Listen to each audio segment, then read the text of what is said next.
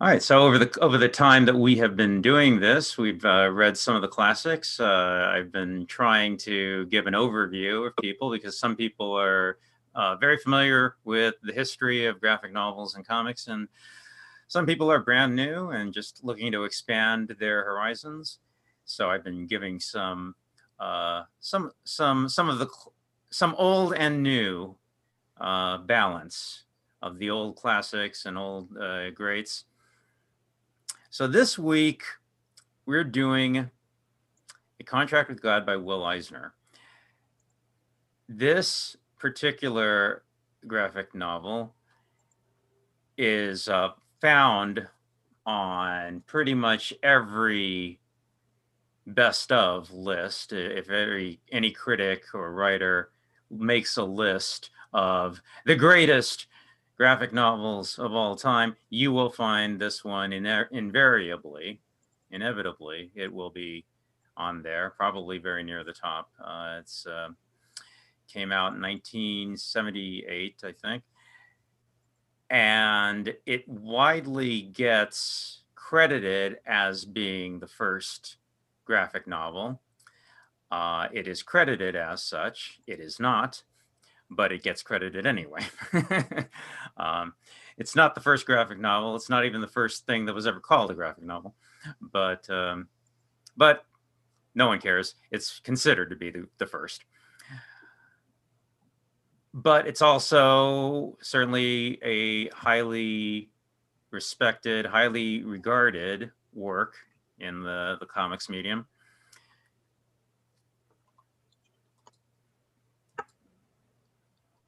Most critics will say, yeah, it is a very, it's considered up there, you know, along the same stature as, I don't know, you know, The Great Gatsby or in novels or something like that. It's considered one of the great classics, at least in terms of American graphic novels. So a little bit of background, I guess. 1978. You know, the whole reason comics and comic books have the reputation of being trash and juvenile kid stuff is because, for the most part, for many decades, they were. For the most part. And that's why they got their reputation. So when you present, at least in 1978, if you were to present a work and expect it to be taken seriously with adult themes and adult concerns and a very, very mature storyline and you know, complicated issues involved, you know, most Americans would not have the slightest idea what to do with it, and certainly no contemporary comics publisher did, and so this is why this was published by a book publisher, actually. So so what I'm getting to is it made quite a splash when it premiered, when it was published. I don't know. I'm not sure what the critical reception was. People must have, you know, said, you know, what the heck? What is this? Yeah. How do you make sense of it? How do you make heads or tails out of something like this? But clearly, but for those who don't know, Will Eisner is mostly known as the cartoonist who did the famous comic strip The Spirit back in the 40s, 30s and 40s. You might remember they did a very bad movie of that. Don't know if anyone saw that. Yeah, very bad movie of that, starring Sam Jackson and Scarlett Johansson, I believe, was in that. Very bad movie. But anyway, The Spirit, who was this crime fighter, 1930s, 1940s comic strip, but widely regarded as excellent work. If you ever take the time to look at old 1930s, 1940s Will Eisner Spirit comics, because Will Eisner always had this approach to the comics form. He was always interested in experimenting with the form, pushing the boundaries, pushing the conventions of the form in terms of the art and the content. He was always experimenting and trying new things. Turning the form inside out, and his page layouts and panel layouts were very creative, very inventive. To this day, it's still a cool read if you ever go back and read those Spirit comics. They're really he would do things with like how the format and the visuals and how things configured around the pages and the panels. Very experimental for the time, and to this day, it's still very avant-garde stuff. And that just continued all the way up to his dying day. He was active all the way up to the end, and he died. I think I don't even know.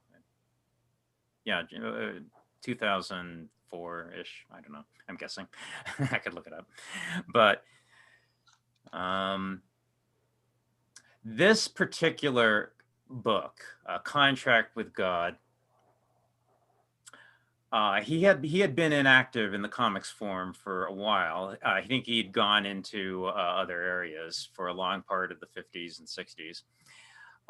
This actually got its spur, its creative spark, its impetus from the death of his then teenage daughter from leukemia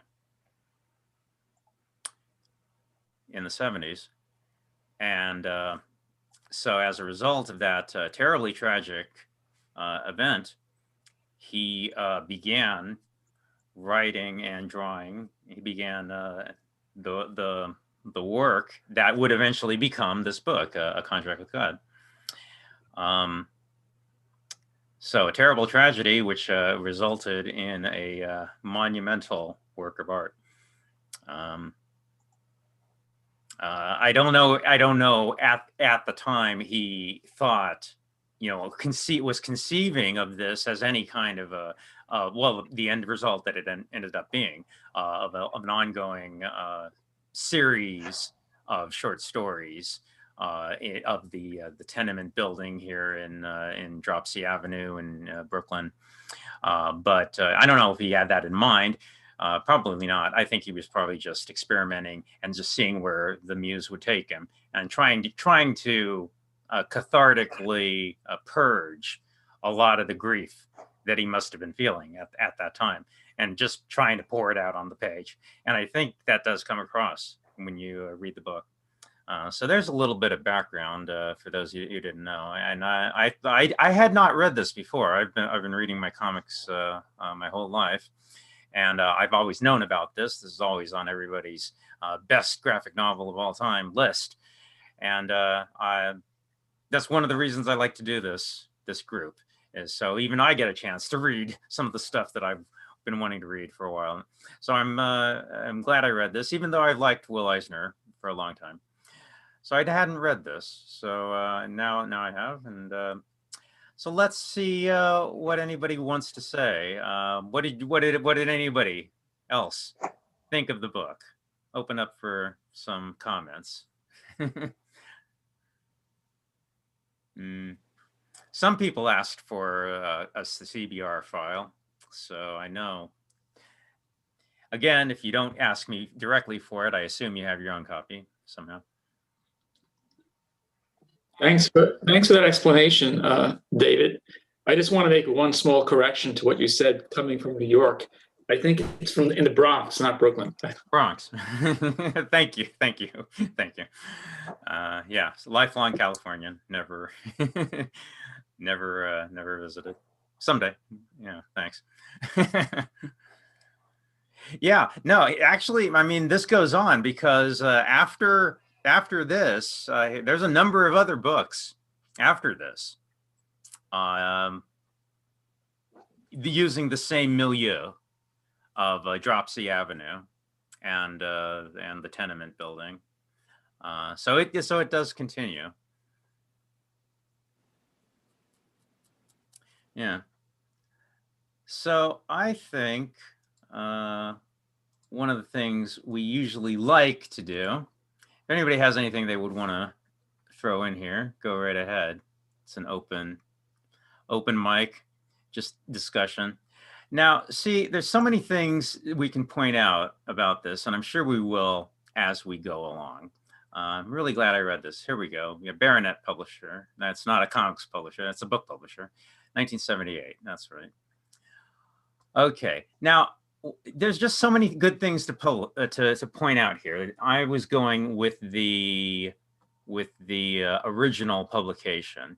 Now, I'll tell you a reason why. Let's start off with that. Let's start off with the first thing first, is that this is not a black and white comic. It's not black and white. The pages are not white. The pages are yellow. They're kind of this off, I don't know, saffron yellow, maybe like a beach yellow. And the ink is not black. The ink is actually kind of a light brown. Now, I think that's actually very deliberate.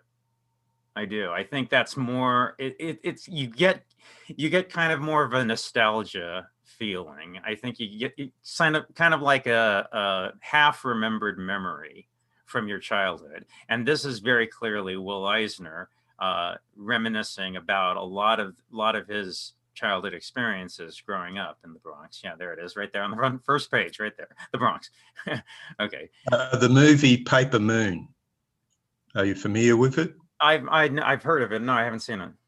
Yeah, I was quite shocked. I was taken to it when I was a kid by my mother, and it was in sepia, and I was going, "Oh no, not black and white. I came here to see colour."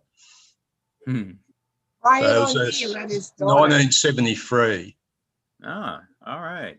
Yeah. Ryan and that was set in the sort of the 30s era as well. Who was it?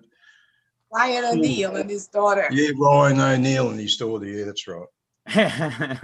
I'll have to put that on my list to watch. It was very, very good. It was the only time a child won an Oscar, if my memory serves me correct. I'll have to put that on my list to watch that one. Yeah. So I really think this is very deliberately an artistic choice. I do think so. It's intended to give you more of that mood. And I think it has been printed in strict white paper and black ink in subsequent printings. And I think that kind of diminishes a little bit of the impact of it. I think, yeah, this is intended to be very nostalgic, and it's not. And we'll talk more about it as we go. Now, first of all, the first thing that you realize is this is not going to be your standard comic book. This is a lot closer to. Well, it's a lot closer to an illustrated story, a little bit, but even then, it's still very unorthodox. So he doesn't do any panel borders. It's just all sometimes a single image, and there's really no panel-to-panel continuity. It's just going to be an image with the text, and you get into a certain mood and a certain rhythm of that. So you're instantly drawn in to the world here. And now, a few weeks ago, we had a long meeting where we talked about the great photorealistic comics artists of comics history. Eisner was never one for strict photorealism. He's a lot more impressionistic. He's a lot more closer to the standard cartoony style, but nevertheless, I think he still does not. He gives you enough of the detail that you need to get it, which I think is a lot of what memory is like. You never remember anything exactly. You never remember anything like a photograph. You remember the parts that are important, and this is kind of the same way. So like you don't get like a full photorealistic detail of it all, but it's kind of like a memory or a half remembered dream.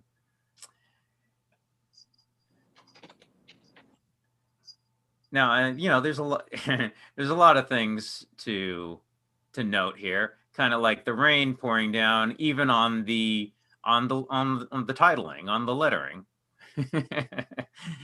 You know, the shading is intended to be the, you know, the water coming off of it. And very inventive ways of creating the images of what it is it's trying to convey. This is a man walking it through rain. It's just you know, just the pitter patter of the drops as he walks along. Very evocative, very cinematic, actually. And the water. Well, I think, may go I ahead. say something? I go think ahead. the rain and the way the comic starts out kind of sets you up for the sadness that it's about to bring, the death of his daughter. Oh, sure, yeah. So I thought that was very, very, very well done. He is setting the mood here, definitely. And yeah, I mean, again, working just in pen and ink, and that you can set such a mood and an atmosphere. It's very evocative of the emotions.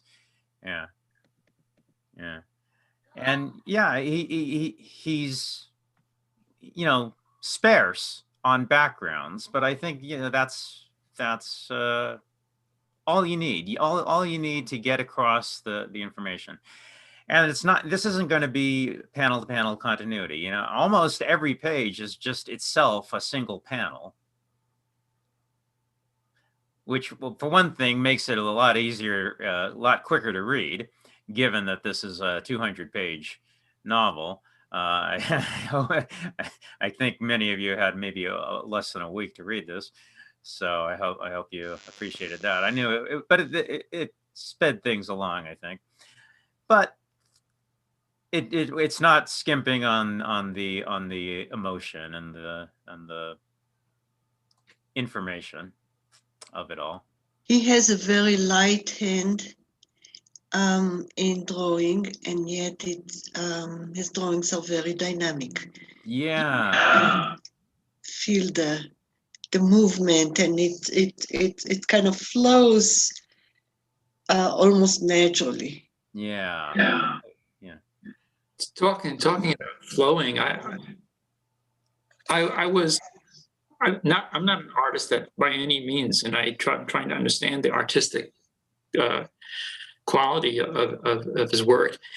The thing that I noted about these panels is that the way the water is in a very, very interesting, non-realistic way. And I was just looking at that and saying, wow, well, look at those drops of water. Look at how that water is just flowing over everything. And it's like, I guess, biblical in its suggestiveness. That's what he's trying to do. Blood. Yeah. He is definitely trying to get across a mood. If you've been here before, you've heard me say this before. I like to say it a lot. To me, good drawing is like good music. It evokes something. You get an emotion from it. Something wells up inside you if you're receptive to it. To me, a good drawing, a well-drawn image is it's as evocative and as emotional as a piece of music. To me, anyway. I don't know if that's different for other people, but like music, it's going to depend on your taste. You either like it or you don't. You either dig it or you don't. Well, could the amount of water, the amount of rain in this comic probably represent the depth of the sorrow that he was feeling? That's how I interpreted when I saw that, because there's water everywhere, and the rain is coming down in very hard strokes, and I think that's how he felt. So I thought it was a very, very good graphic representation. Yeah, there's no question about it. You get a very somber, moody feeling here. It's very very very melancholy. And everything like where he's like experimenting. Here we got the door frame serving as a caption box. It's just this is the style of a mind that thinks visually, that can tell a story, but in a series of images. And just the visual imagination of his mind. Very, very, very few practitioners of comics and cartoonists have the degree of visual inventiveness that Will Eisner had. Yeah, he was largely regarded as one of the all-time greatest. Whoever penned a page in the comics field, he's regarded as one of the all-time masters. And he would be, even if the Spirit was the only thing he ever did. But he did not rest on Spirit. He did much, much more. And yeah, now this you get probably, the only... no, I'm just commenting, this probably helped him manage this horrible tragedy that can take a parent all the way to the ground. Yeah. At this point, we get our first word balloons, the first recognizably a comic book or comic strip iconography with the word balloons.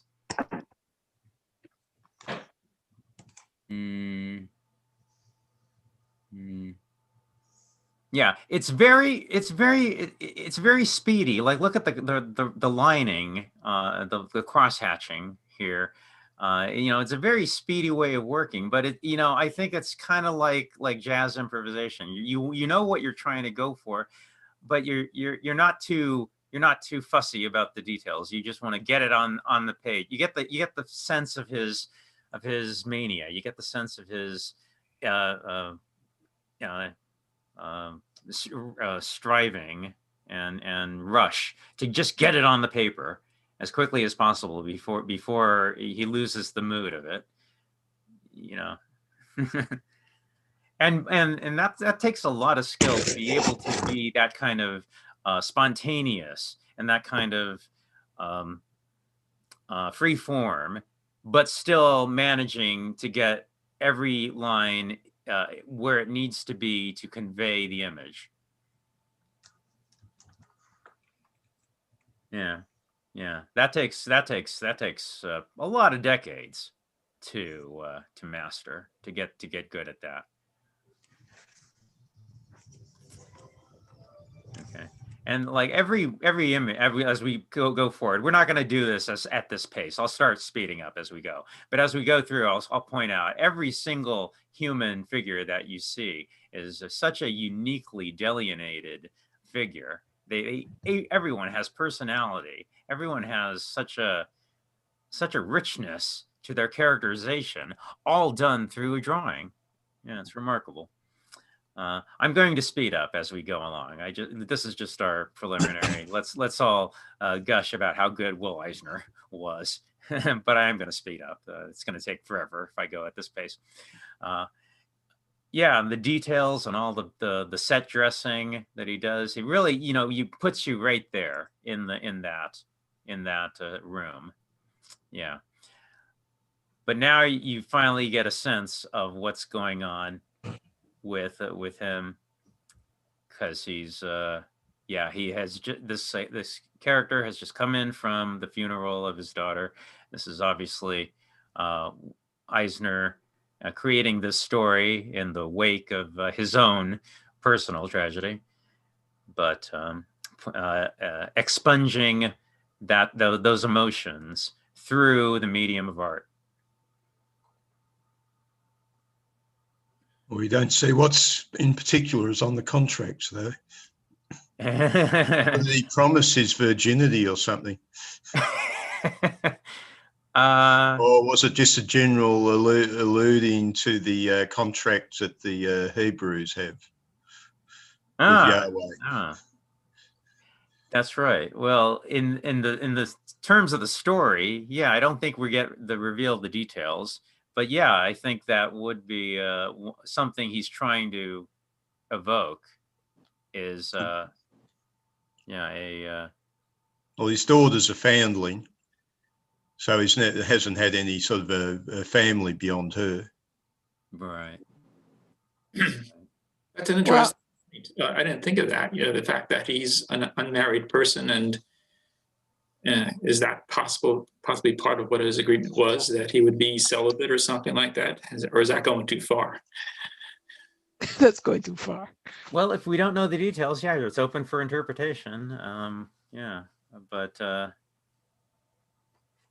yeah. Well, you know, the regular contract between God and any Jewish man is the circumcision. That's the covenant. Yeah. But this seems to be different. And I wonder if he had a contract with God that maybe he will be abstinent or whatever because of his sins, that he should be punished rather than the children. I mean, it reminds us the story of David and Bathsheba. David, the king, was a favorite king, and he lusted a married woman, sent her husband to the front to get killed in a war, and had a child with her. And God, they said, punished him by killing the child, the baby, which raised a lot of brows among Jewish people. Well, possibly. Well, when I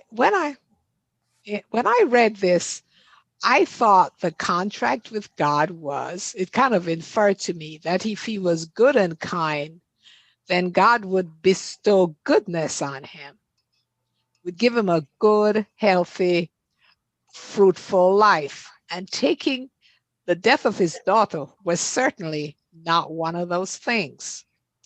And this comic, when I started to read this comic strip, I went into my library and brought out a book that was written by Alan Dershowitz, no less, in 2001. And it's called Genesis of Justice. And it talks about this topic, that if you make a contract with God, God has to keep his side of a contract. And when he violates it, then man has the right to question God. And if you go back and look in the Bible, that is the relationship that Abraham had with God. And take, for example, when God was going to destroy Sodom and Gomorrah, he said if he found 50 righteous people, he wouldn't destroy it. And Abraham said, well, what if you found 40? He said, I wouldn't destroy it. He said, what if you found 30? And so that's the kind of discourse that I got the feeling that this man in this comic strip was having.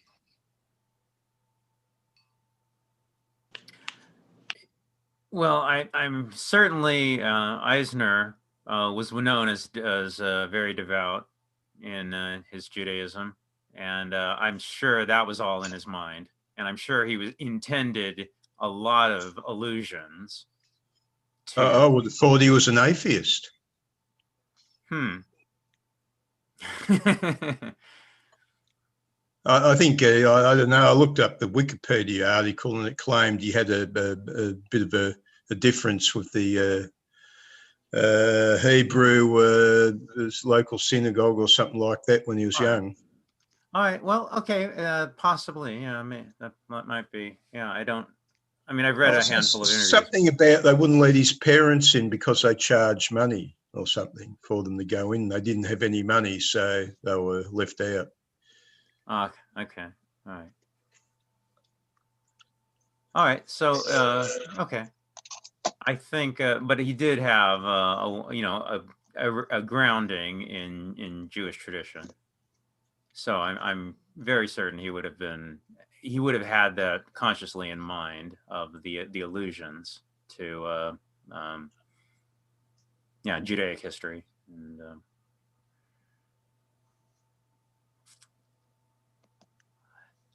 yeah, I do think in the context of the story, a lot of what's being implied is that his devotion to goodness and devotion to good works and devotion to uh, um, being a good person and being helpful it was a large part of the contract, devoting his life to good works. Yeah. Actually, the rabbis had many times questions of this sort Okay. by pious people. I think one of the most extreme examples is Job, the story of Job. Why good people get punished and vice versa. And the rabbi's answer is always very authoritarian, and that is, you have to be good because that's what makes you a good human, not because of any reward. God doesn't owe you anything. Yeah. The commitment is one way, and that's one of the things that bothers me in any monotheistic religion, in all three Abrahamic religion, and that's the authoritarianism, the accepted authoritarianism, which is a one-way relationship with your deity. And that belief and faith have to be acceptance, and questioning the morality or the good of the authority is useless. God works in mysterious ways. And you, human, don't have the brain to understand it, which made me an atheist. Yeah. That is very certainly something that must be discussed in terms of this story. Yeah, what was going on here? I mean, yeah, exactly what you're saying, Ayala. This was all going on in his head. I mean, it's very difficult to know precisely what God's intentions or understanding of the matter is. It is, if he took it, at such a personal affront that God violated the contract. I mean, This yeah. image right here was very powerful, very powerful. This one before you scroll away from it. Okay, yeah. I think it just demonstrates all the agony, and it talks about the way he perceived his relationship with the divinity. Right. And I thought this was very, very well done. Right. I think a clear understanding you have to come to is, yes, this was folly on his part for him to imagine this situation, this agreement that he would have had with God. Yeah, that was, yeah, ill-advised on his part. I don't, because yeah, God, fate, reality, kismet, the universe, the Tao, the force, however you characterize it, yeah, does not ever make deals with us humans. It's not deals, but the way God, again, the Abrahamic God is described is omniscient, omnipotent, and all benevolent, beneficent, right? So if those are the description, how do you understand killing your child? Right. I'm sorry, can I make Go a quick comment? I was just looking at the copyright of this. This was written in the 50s, correct? Written in, oh, wait, no, it was written in the 70s. Oh, 70, so even later. So I guess one of the things that I would have focused on in the first place, and this is one of the things that gave me the push to become atheist back as a 10th grader in high school, is when we read Night, and the whole impact of the Holocaust. And especially being from of Jewish ethnicity as well, myself, how can, if like what you were, I'm sorry, I don't know everybody's names, the lady was saying about him being omniscient, omnipotent, omnipresent, how could he permit his chosen people to go to be victim of the Holocaust, the slave? Well, it's not just the Jews; it can be anybody. The slavery that the Bible endorsed, oppression of women, is pretty much, it starts on page 1. And look at by the end of 10th grade, I was out. But I think especially if this is written so much after the Holocaust, I'm surprised there's like not much reference to that. Well, it's the same thing. You're right. Doesn't have to. It's the same. It's exactly the same problem. Well, the question I have in my mind, and when it comes to violating this contract, if God is just God, as he represents in the Bible or in the text, the scriptural text, then how do you explain his acts of injustice? And this is an act of injustice. This is a guy who had lived a virtuous life, and God admitted this punishment out to him. You Who is know, there to judge God's theologians. action? This is the contract. Who is there to judge God's actions? And how do you judge God's standard of justice? Well, theologians call it the problem of evil. How do we explain evil? And usually theologists explain it in one of two ways. One is, as I mentioned before, God works in mysterious ways, in ways that you as human cannot judge the consequences and what good or not good, and not to, in the long run, and to whom. That's one. The other one is splitting, simply deflecting their responsibility, say God allows, there is a Satan, there is an evil, and God allows evil to have its space too, which is actually not a very good answer. Well, none of them is. And the third one is free will, and that has to do with the Holocaust. And you're right that the covenant with the Jewish people at the time was, you are my chosen people. And that's what my grandparents, who stayed there and were incinerated with the rest of the family, Well, God's a philanderer. So he's been going all through history saying, you are my chosen people. How many has he said that to?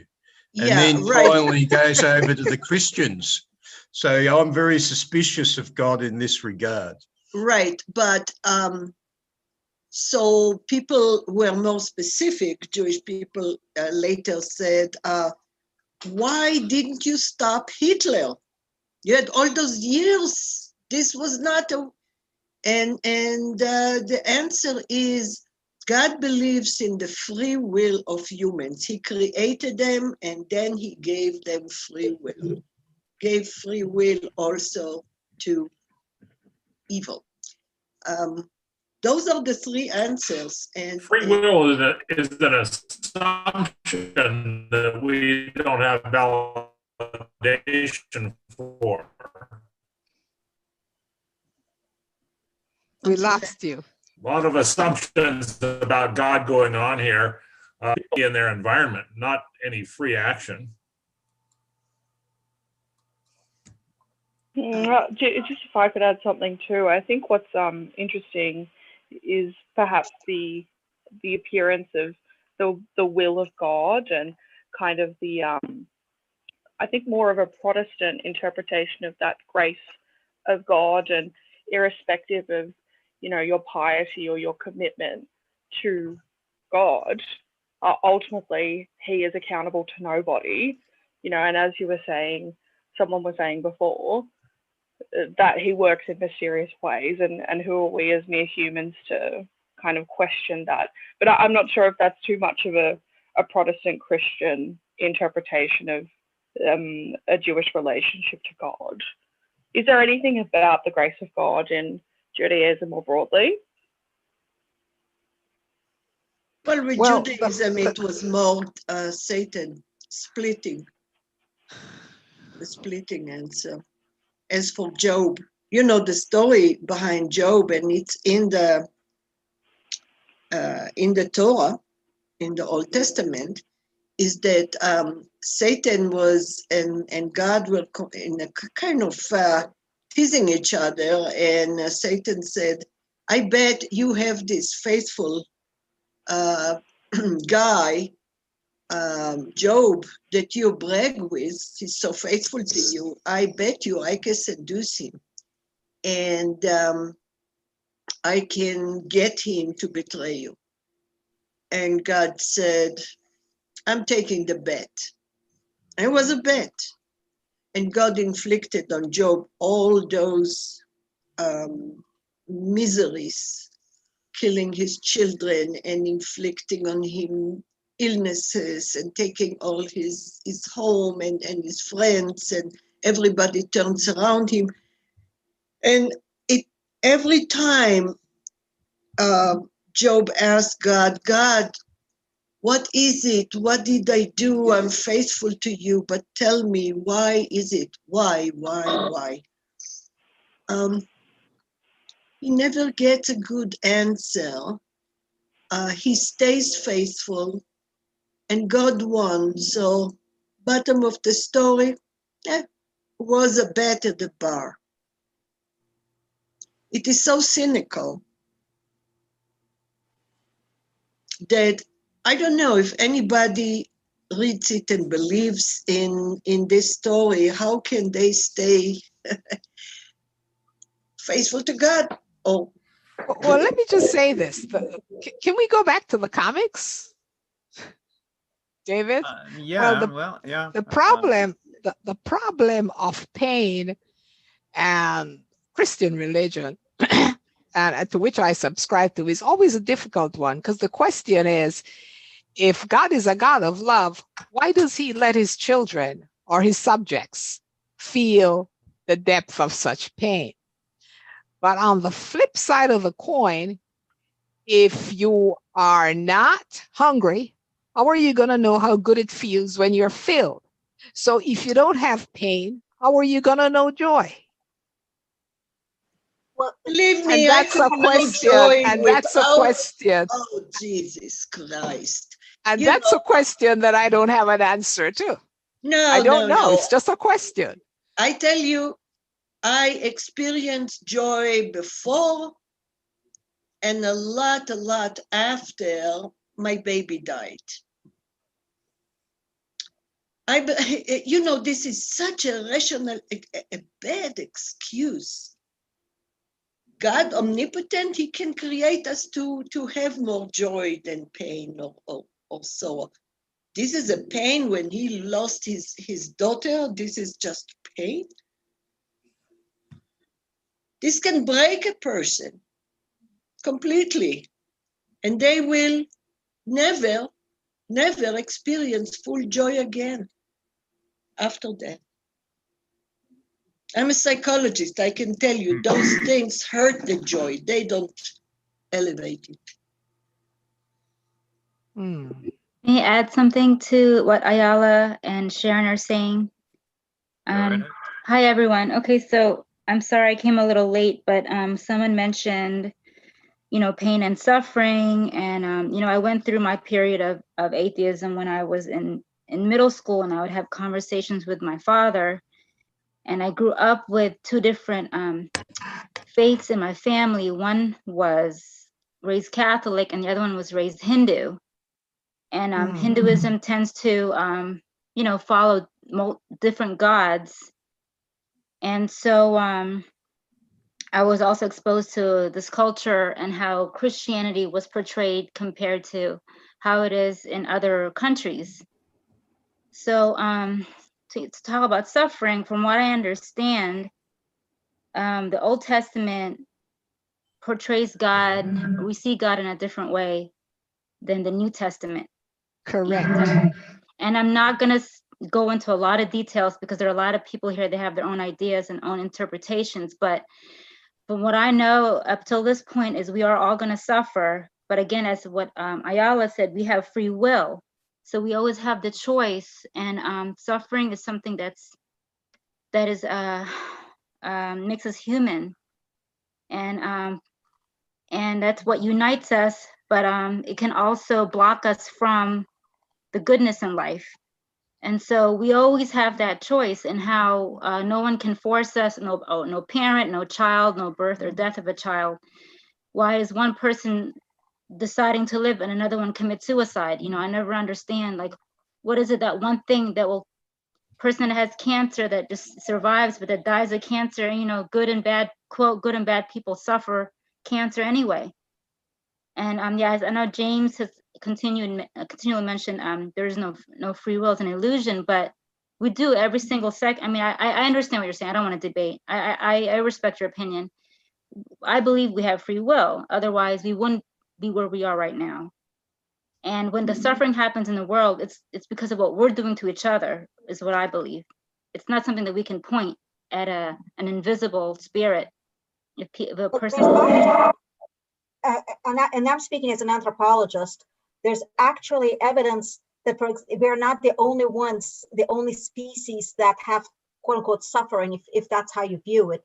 There's plenty of evidence that's observed in other primates, for example, when they see somebody in their in their tribe die. When cattle, when cattle is, yes, Catherine, when cattle is being slaughtered, you cannot have the animals around you when you're slaughtering, whether it's through a kosher or halal method. They cannot be near each other. They have to be separated, or else they will experience trauma witnessing the other other cow being slaughtered. Even if it's humanely, they know when one of their peers is about to be killed. But the point is that that's not limited to humans. Right, exactly. It's not humans, restricted to humans, or whatever the term you want to use.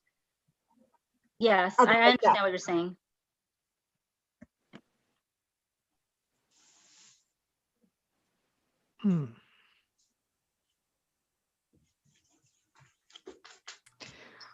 There's a later bit where he's with his floozy, after he's gone out into the world, and she says, Frim, you're like a black hole inside. So she's commenting on his inner emptiness. And she says, have a drink. It used to fill the black hole of some other, he wouldn't drink. Yeah. So it is an interesting thing that, when people have an emptiness inside them. I remember that was a comment made about Adolf Hitler once. Somebody said to him that, or said about him that he was a man that was probably empty inside. He couldn't stand for anybody to get close to him. Citizen Kane is another example. Yeah. Mm-hmm. This guy's in some ways is resembling the situation of Citizen Kane.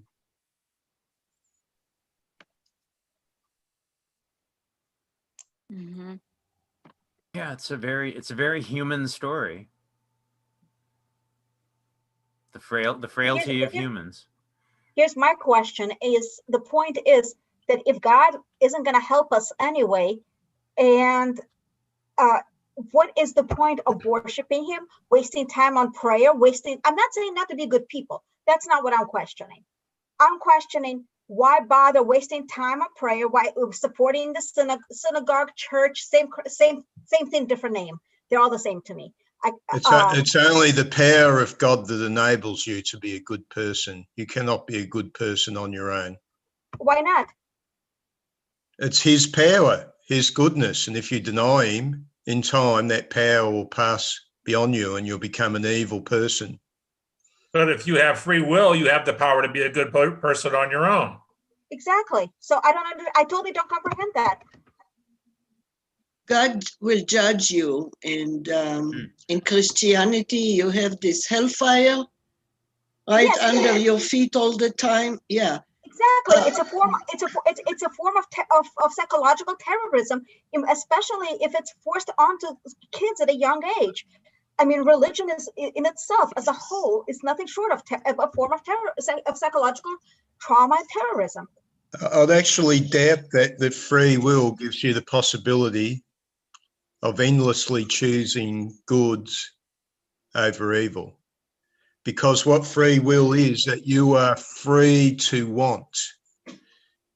You're free to want to eat too much. You're free to want too much sex or the wrong type of sex. This is what was brought via the Garden of Eden. That's true. Adam yeah. foolishly listened to the woman and ate the fruit. Oh, Actually, And to go back, this is so twisted because, okay, I had the Old Testament until it came for my ears since first grade. I grew up in Israel. So the story is that there were two trees in the Garden of Eden, and the forbidden one was the fruit of knowledge. The word for it was knowledge of wisdom. Wisdom to know right from wrong, which means the ability to make moral judgments based on your conscience. Not because God tells you you'll have hellfire if you do this and that, if you have the wrong sexual orientation or whatever. But because you internalize the conscience and understand what's good and what's bad, what's wrong and right. God didn't want humans to be independent enough to think on their own. He forbade them eating of that fruit. Eve was a smart woman. I mean, she wanted freedom of will. She wanted to know why she is doing things, what is right from wrong. They were punished for that. Well, actually, on a historical note, there's evidence that even in the Old Testament, we know that actually Yahweh, if you want to go back pre-Old Testament time frame, was one of the many polytheistic deities from Canaanite community. He was actually evolved and was written on paper around 800 to 700 BCE, before Common Era. And he was an evolution of El and Yahweh, sort of deities merged into one. And he actually had a female partner whose name was Asherah. And in the early version of the Old Testament, you actually have a fellow, he has a partner there. It wasn't a sole male deity. It didn't evolve into that till roughly, at the time Deuteronomy was written, when society was evolving into a much bigger organized society and becoming much more male dominant. And they had to reorganize and make the male, the men, the absolute right. So right. It basically what the mythology that's being preached, and I'm talking about all the Abrahamic, same thing, different name. You have part 1, part 2, volume 1, 2, and 3. They're all the same to me. They're all basically tools for oppression of women. This is what the main focus of religion and pretty much all mythology worldwide. I don't care which ones, whether it's Abrahamic, whether it's Buddhism, I don't care. Say, Greco-Roman, take your picks. pretty much a vast, over 90% of them focus on male domination and control and oppression of women. You know, that is true. And by the way, oppression of other. Yes, Not that's just true. That's true too. Other. And what Absolutely. they had, that's right. This religion, Hebrew religion, came from the Assyrians. And Asherat, Canaanites. yeah, but they were Assyrians. In Canaan, there were several different tribes. And this goddess became later on a deity that God, the Yahweh, ordered to terminate. So, yeah, it's about authority. That's the thing. Monotheism is about the patriarchal authoritarianism. And it's very, very dangerous for this reason. I see it as dangerous. Well, here is how I see it. I think that all the religions, all the faiths in their implementation, they are tools for control, societal control, whether it's through domination of women or domination of the other. And if you look back at history, you see that religion and politics, the way we govern, are always very closely aligned. Now, the theology of whatever religion it is that helps you navigate the ignorance of life is slightly different. But the implementation of any religion is all about political control. Now, as I read this story, when his daughter died, he threw out the contract with God. And then finally, he got to a stage where he was prosperous, not through very honest means, but he knew it. And then when he got wealthy, he said, now he had a contract with God. David has taken down most of that part of the comic. And so the question I have is, after a period of suffering, and we saw this in Job, when Job suffered, in the end, God made him extremely prosperous. So is there a relationship of one to the other? I mean, I've lived long enough to say no, but I want to hear what everybody else thinks. Who became prosperous? Job. And if you read through this comic, this guy became very wealthy after his daughter died. And then he got married and said... That must be the American version. Money solves everything, right? No, not quite. He said he was going to have a second daughter and name her Rachel. I think that was right at the end, though. That wasn't until that was right at the end. Well, and I wonder what the thing I've been wondering about is, why was the daughter called Rachel? Is there something biblical about Rachel? Does Rachel die in the Bible? Is that? I mean, the author of the comic book picked Rachel for a reason, I'm sure. Rachel was what, the chosen? She was the favorite wife of Jacob, I guess it is. Yeah, Jacob bought her from his father. He has a son, Joseph, who is destined to be the leader of Israel's tribes, but Rachel, for some reason or other, is cursed and dies early. I think after childbirth. Yeah, after the second birth. After Benjamin. She was cursed by her father, as it turns out. That's why she died. So there's a meeting there, right? Rachel in the Bible died early after having some success, and Rachel here dies. What was it, at the peak of her life? It says, isn't that what it was? They use some phrasing about how she was, she's at the best part of her life. Maybe she turned 16 or something, and then she dies by cancer. I guess. Although cancer wasn't said. Was cancer said? She just died. I don't know that it said leukemia. I don't remember them giving a reason. I'm a bit interested in the bit where he goes to the rabbis to get a second contract made up. This time he'll get it done right and spot on.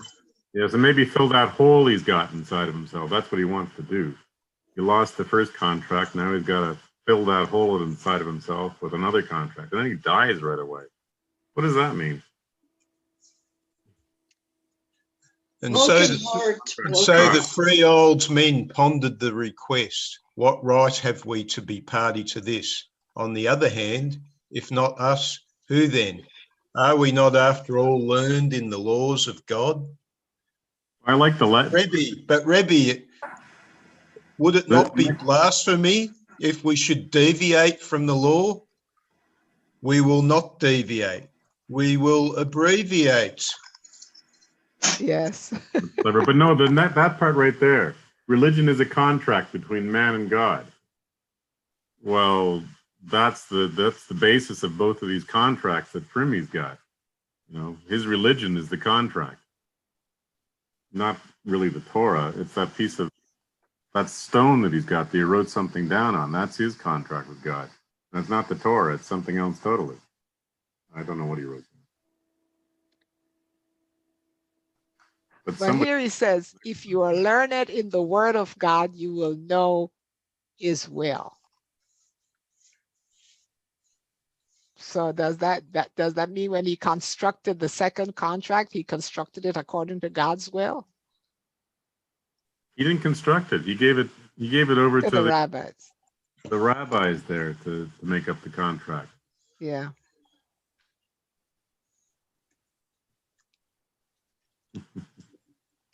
The way I would see it is, it's an interesting bureaucratization of the relationship with God that's mediated between rebbes or rabbis, which it might not be an accurate comparison, but it kind of reminds me of what the Catholic Church did with the indulgences, people basically purchasing their way out of purgatory, and to hell, and to kind of deviate from what their role, ought to have been. It's objectifying the spirit. The spirit's normally regarded in philosophy as the subjective. But in this case, religion gradually more and more objectifies the spirit. Yeah. That was probably Martin Luther's problem with the Catholic Church as well. And I guess too, also subjecting God to the contract instead of the typical fashion in kind of subjects being subjected to God's will. I think that's a kind of interesting reversal. Actually, this contract is kind of de facto. It is a set of imperatives and commandments that God lays down. Yeah. It's one way. And in the Jewish religion, there are about 635 something imperatives. Do and don't. Most of them, 2/3 of them are don't. Don't do this, don't do that. It really is a problem to that free will that is endorsed too, for two reasons. One is that there are so many don'ts that you really, your life becomes very narrow as a very orthodox person.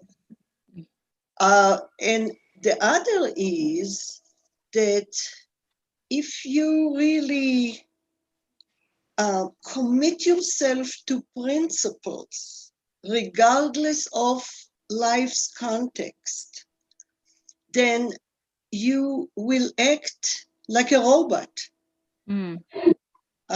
Because every moral principle has its different application in different contexts. Sometimes, for example, honesty, don't lie.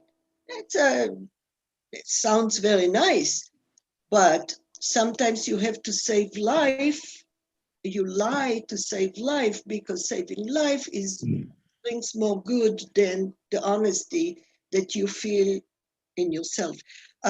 Just an example, we constantly have moral dilemmas, but if we commit to a principle regardless, and that can bring religious people to do horrendous things where good people do bad things. Oh, Ayala, I wanted to add something to what you and Catherine were saying earlier. You know, you were talking about the 2 trees at the Garden of Eden. And well, you know how, what I started thinking was, you know how our parents or whoever raised us, when we're young, they say, you know, do this, blah, blah, blah, don't do this, blah, blah, blah. And as a child, we usually listen to them, but as we get older, we want to know the why behind everything. And not to rebel or challenge, but we really think like they owe us an explanation.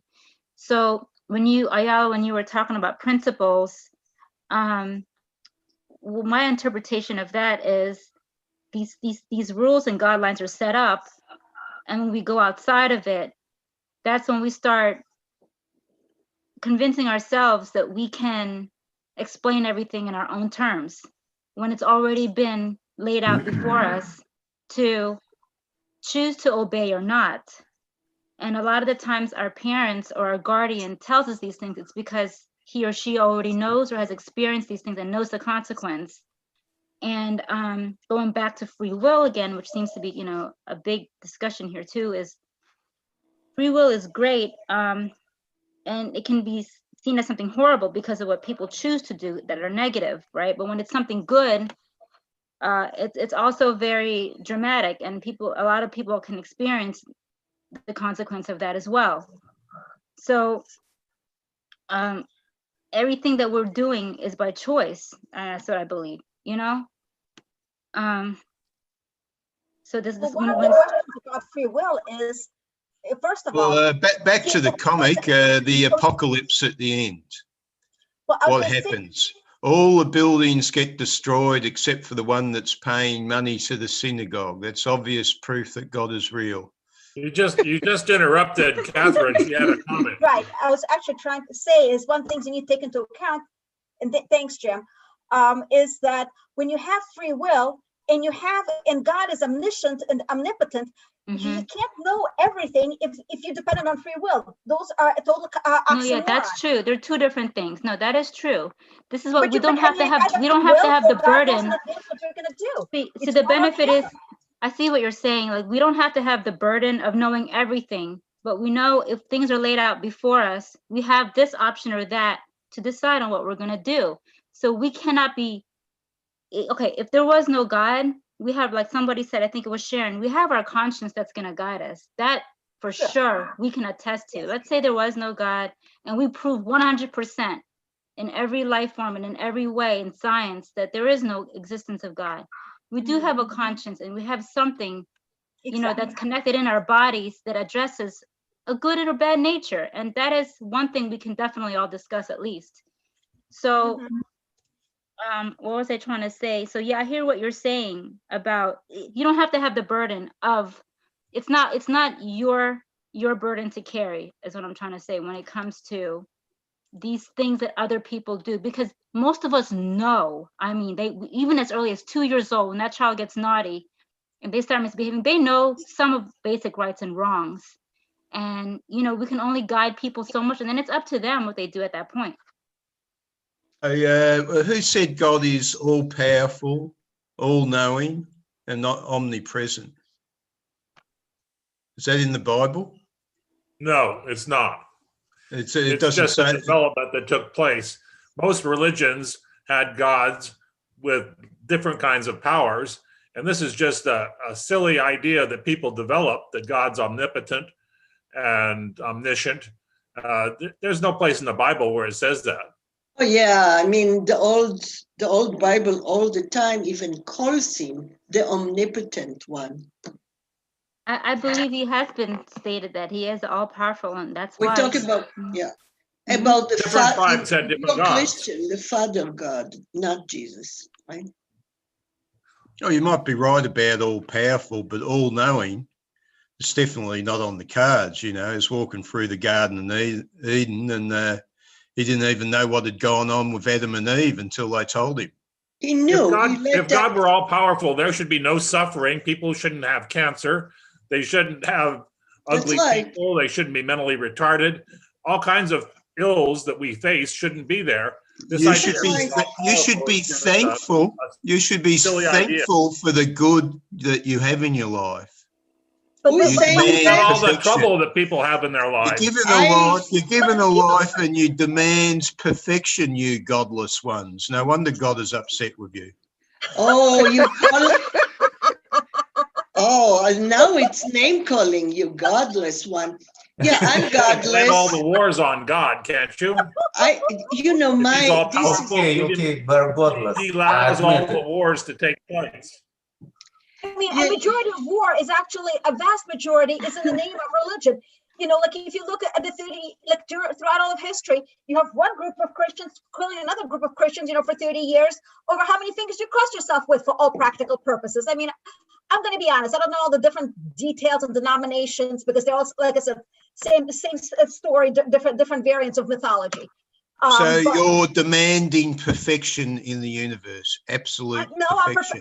No. But the thing is that what you need to take into account, and this is something that a lot of people, believers, don't comprehend, is that the burden of proof is on the believers. So if I was to tell you right now that, you know what, there are the unicorns are real, mermaids are real, and you know there's a teapot circling around Mars, would you believe me, or would you say, you need more proof? I need more evidence to support that. So until the believers provide us with data, that repetitious experiments we can conduct, or some version of data to endorse it, we don't need to believe anything until you provide us with data. Why do you worry then?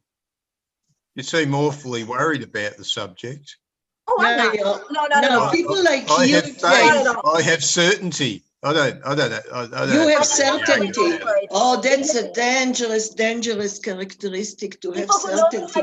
We should. No, I am not. I'm not worried about this. Yeah, we should have it. She expresses opinion and with a passion, and that's good. People should have passion, and go and speak out when they feel that something is unjust or bad. What I have passion about is, as a feminist, the amount of oppression and cruelty, especially that women in particular have been victim to worldwide in the name of religion, with religion being the primary tool for that. This is what I have passion for. That's a favor God did women, because they're physically weaker, and of course, if they tried to assert themselves in ancient times, the men would have beat them to death. So the religion taught them to be subservient and therefore safer than if they projected themselves on a society where they didn't have physical strength. See the infinite wisdom of God. Man was not created by the image of God, but it's the other way around. God was created by man in his image. And that's why he's so jealous and he's so angry and all this kind of, faulty, a little characteristic that will remind me the one in the White House, actually. But James, appreciation to what I have, absolutely. I am at awe to nature. And I feel myself as a pantheist, as part of nature, as a feature. All of us, we are human animals. Nature is so wonderful, and yet, except as a secular humanist, that nothing is perfect, neither nature, nor us, nor anything. And my conclusion was long time ago, there is no God, because it couldn't be, I think, Christian people who would still insist that this kind of God that's all beneficent and all omnipotent exists, that gives a God a very bad name. I don't think that there could be a entity like that evil or that sociopathic. So there is nobody's there watching the store. We are here to watch the planet and to take care of it the best we can. That's it. That's our responsibility. We could move on to another story, I think, at this point. Story 4 was pretty good. I don't mind the conversation. If he wants to You keep don't going. mind it? Oh, okay.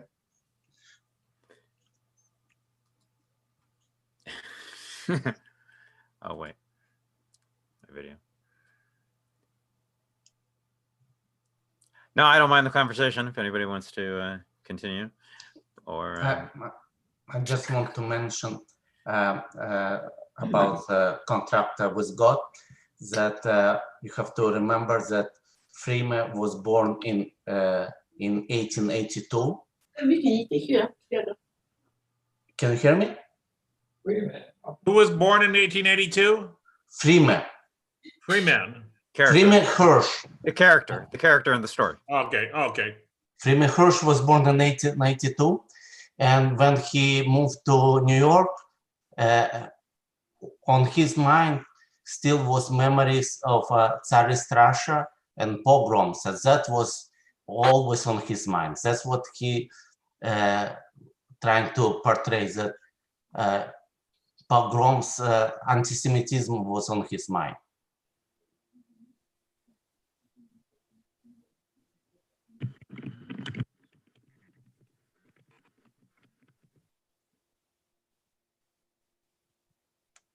Yes, of course it was a mistake that he had a contract, but you have to understand, we're talking about the 19th century. He was living in a shtetl surrounded by all Jewish people, and that's what education he had at that time.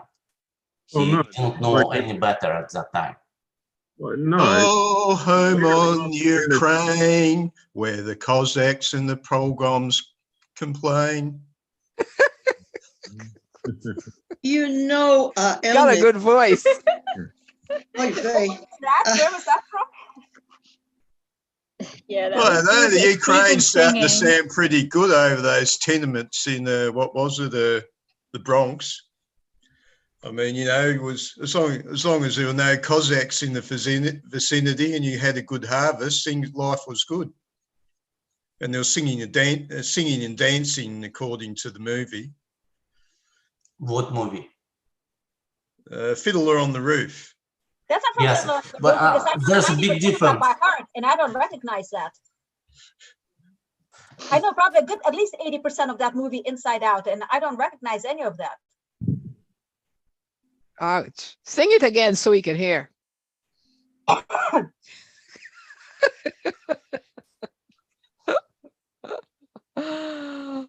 So I have a question.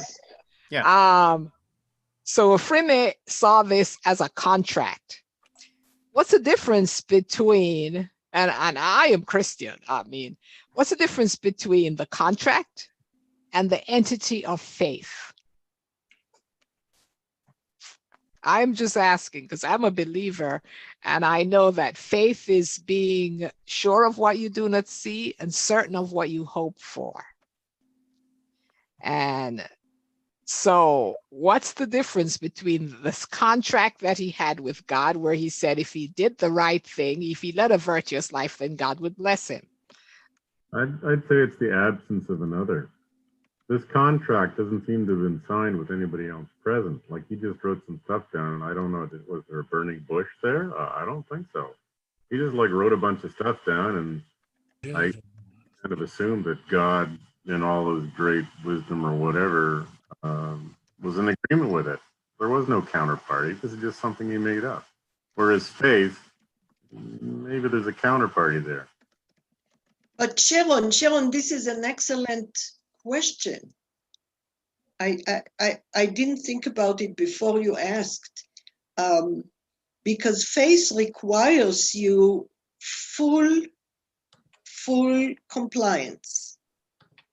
Full compliance, blind compliance. Don't ask questions. You have to have faith. Yeah, faith is the word, yes. Okay. Contract is conditional. It's not a blind, I will do anything you say, no matter what, it is dependent on two parties filling their conditions. So there is a certain, there is a schism there. They're incompatible in a way. You're right. I mean, that's the way I see it, and that's why I think it's a very good question. But you know, this book about is very true about the Holocaust. Right? You Catherine, I think you brought it up. My whole family on my father's side, his parents and siblings, and they were a huge family because they were very orthodox, very, very pious, and they didn't use contraceptives. So it was a very large extended family, almost 50 people. My father was the apple that fell off the tree as an atheist, as an intellectual, as a Marxist, went to medical school in Vienna, finished, and came to Palestine at that time as a Marxist Zionist. And he immediately, and that was in early 30s, and he immediately sent telegrams to his family, come, it's the danger is imminent. The brown shirts are talking, and Hitler is rising, and it looks very, very dangerous. Take everything you can or not, come to Palestine, I'll take care of you. Well, their answer was the contract, right? We are the chosen people. Would God abandon his chosen people? Would he breach the contract? So, yeah, I think every Jewish people that remembers the Holocaust has to somehow reconcile to that. Mm. My father's answer was like mine, he ain't.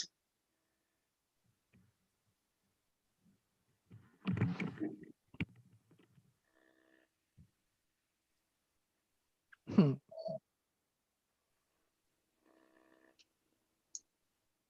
It's hard to find the words because we all have different experiences, and then I'm not coming here to convert or change, because we cannot do anything. We cannot change I can't change my parents and their relationship with each other. I can't change his beliefs. I can't even do anything with my kids at this point. So I just here to love them and tell them, don't do this, don't do that.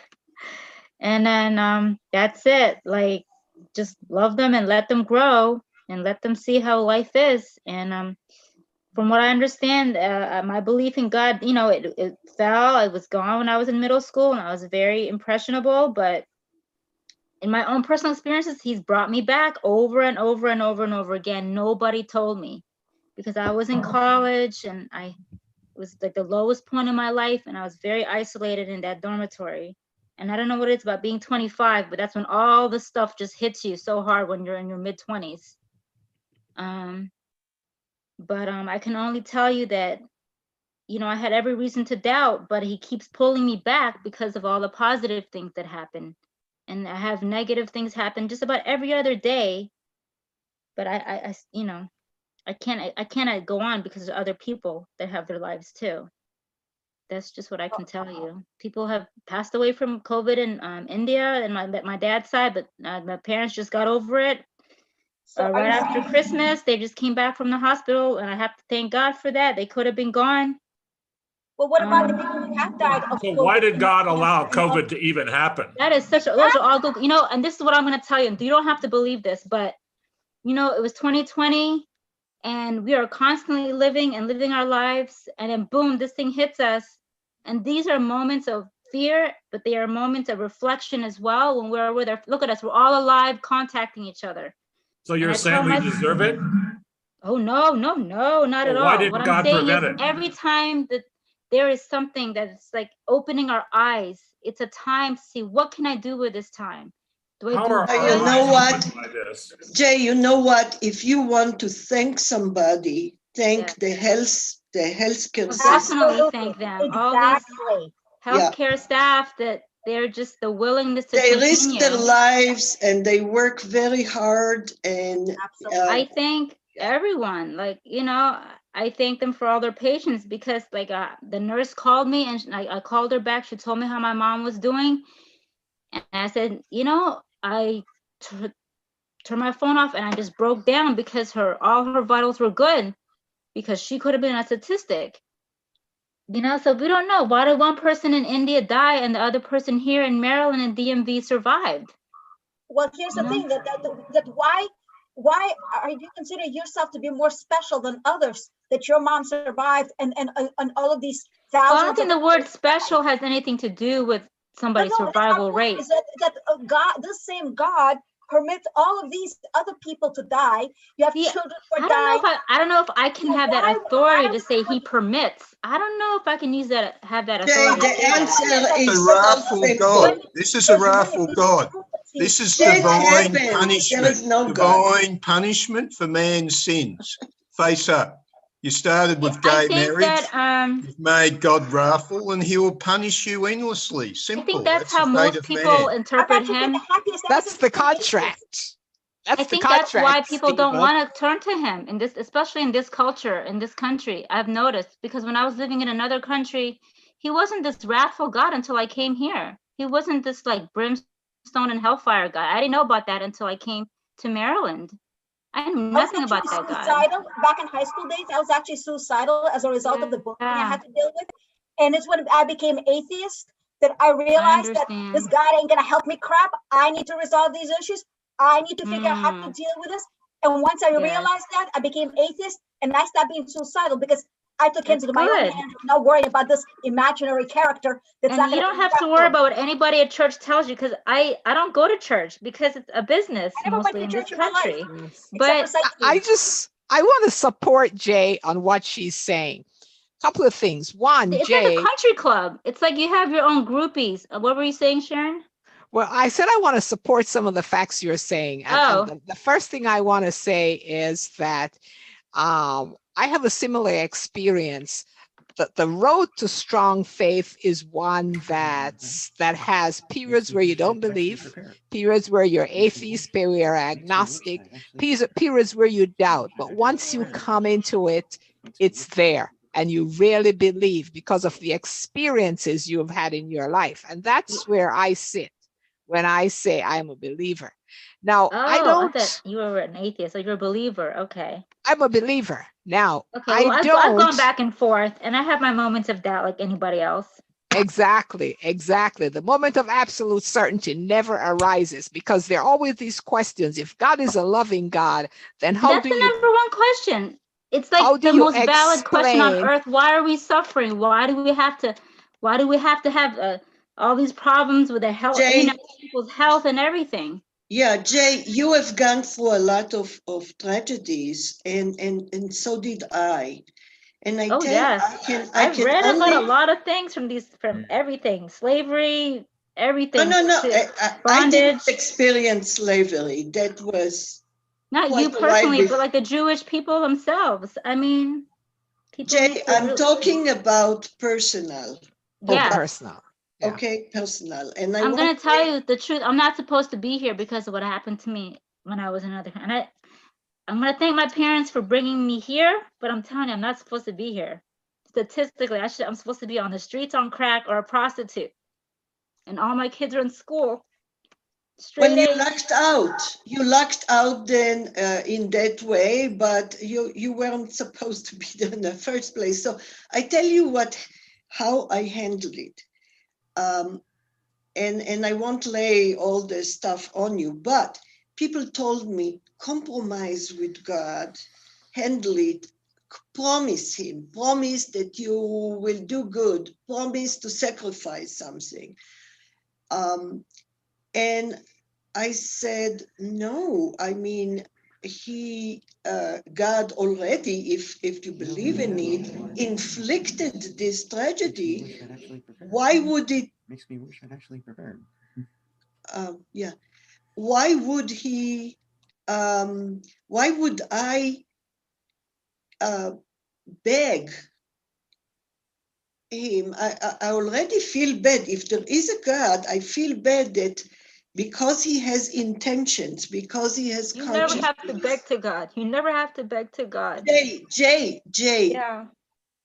let me finish. Go ahead. I'm sorry. Okay, what really helped me is to realize, I realized that shit happens, that randomness is what goes on in the world as far as what happened to you. You know, we are born like birds do into a certain country, a certain town, a certain family, and within that, we make some choices. You're right about we make choices there. But the parameter, we are so confined. And what decides that? Not a God. And I tell you why it helps me. Because attributing intentionality to someone to be that cruel, or if I believe that there is an all omniscient, that's the idea of God is, this is what God is, omniscient and omnipotent, and not doing anything to prevent this injustice and pain, then I would suffer. I would not be happy. But I'm happy now because, you know, shit happens. You have to move on and get over. It's not because of you or not you. It's without intention. It's nature, and that's how nature works. Nature is wonderful, but without intention. So if a lot of people, women miscarry, not because it's a natural issue of imperfection, you know, in the cycle, in the timing, whatever. So that's reality. I think it's easier to take than to think that it was you, that somebody had a purpose for you or had a punishment for you.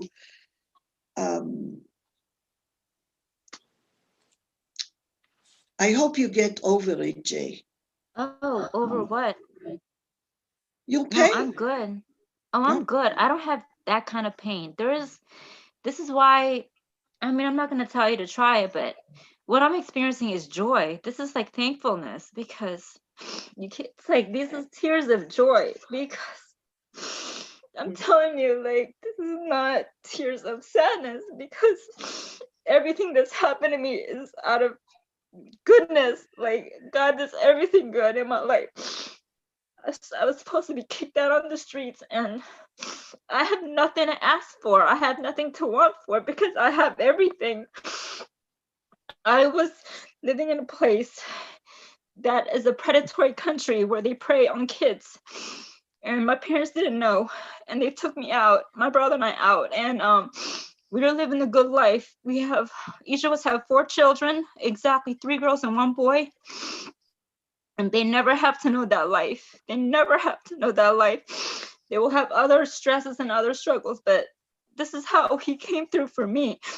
And I know this is just, it's a comic. Not all my kids are into art. They're all into science and biology and medicine. And every horrible thing that happens to you, if you survive through it, is somebody telling you something. It's your conscience, it's your heart, it's your mind. And it's telling you to express everything that you know about this life. And you got to express it because you only live this one life. Whether or not you believe in God, you're all going to die. And my son just asked me, what do you think happens? And I said, you know what? Nobody really knows. Because I went to all of these concepts of soul classes in college and near-death experiences. And there was Mr. Moody and all his books about death. And we studied all that.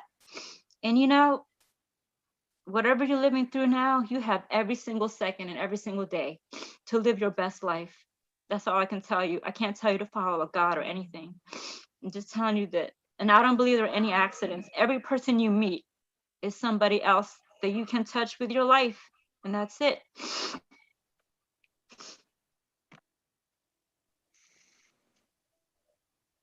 Well, Jay, first of all, I want to commend you for sharing your experience with us.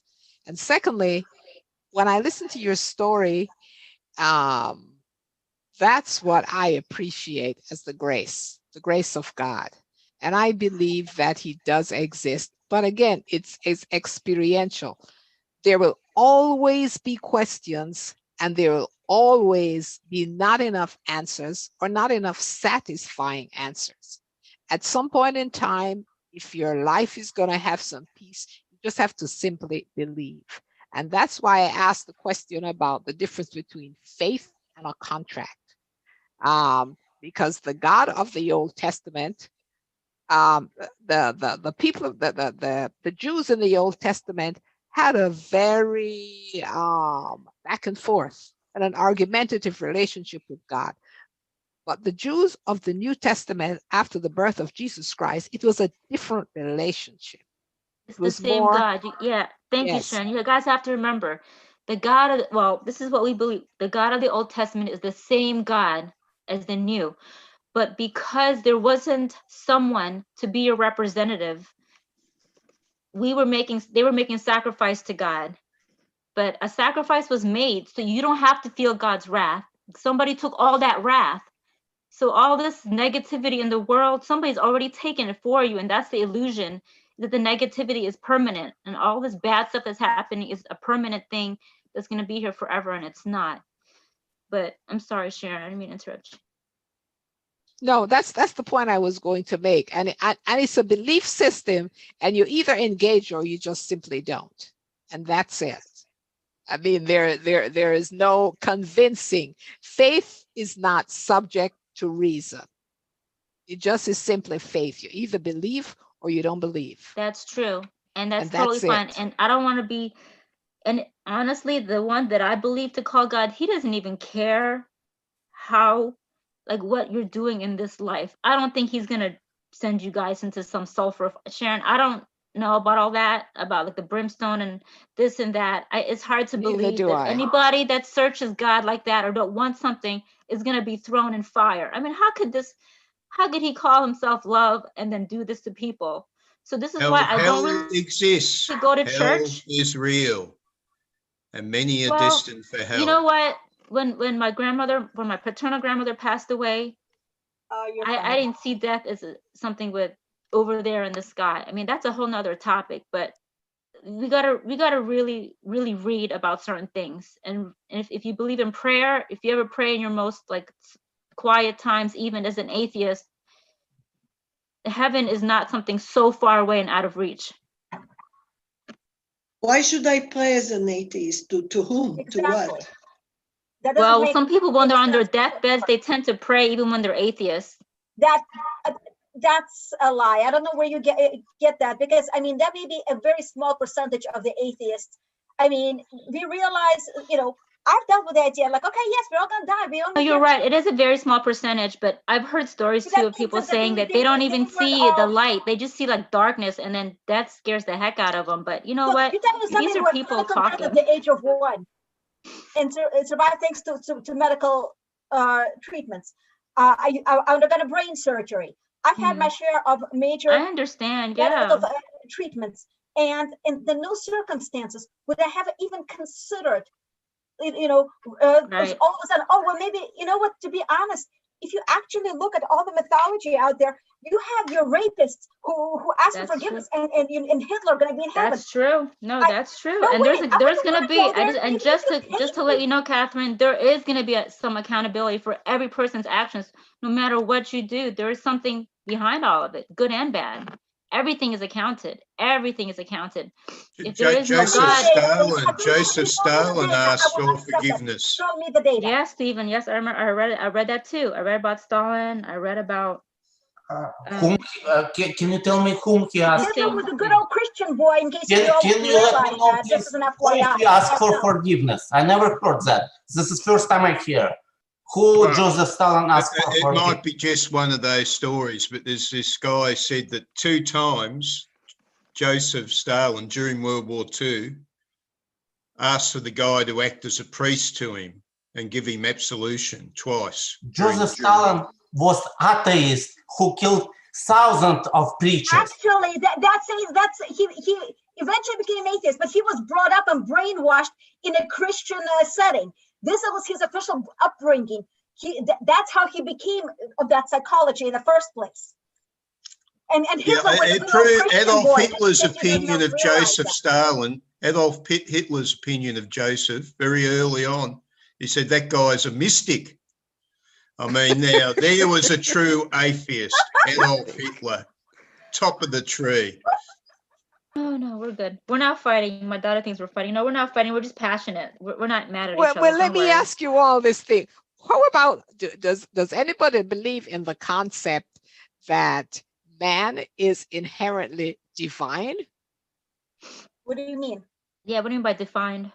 Divine, D-I-V-I-N-E. Oh, divine. No, Oh, absolutely divine. Oh yeah, okay, I hear the word. Okay. Absolutely Yeah, not. divine. We're just another species of all the animals that evolved on this planet.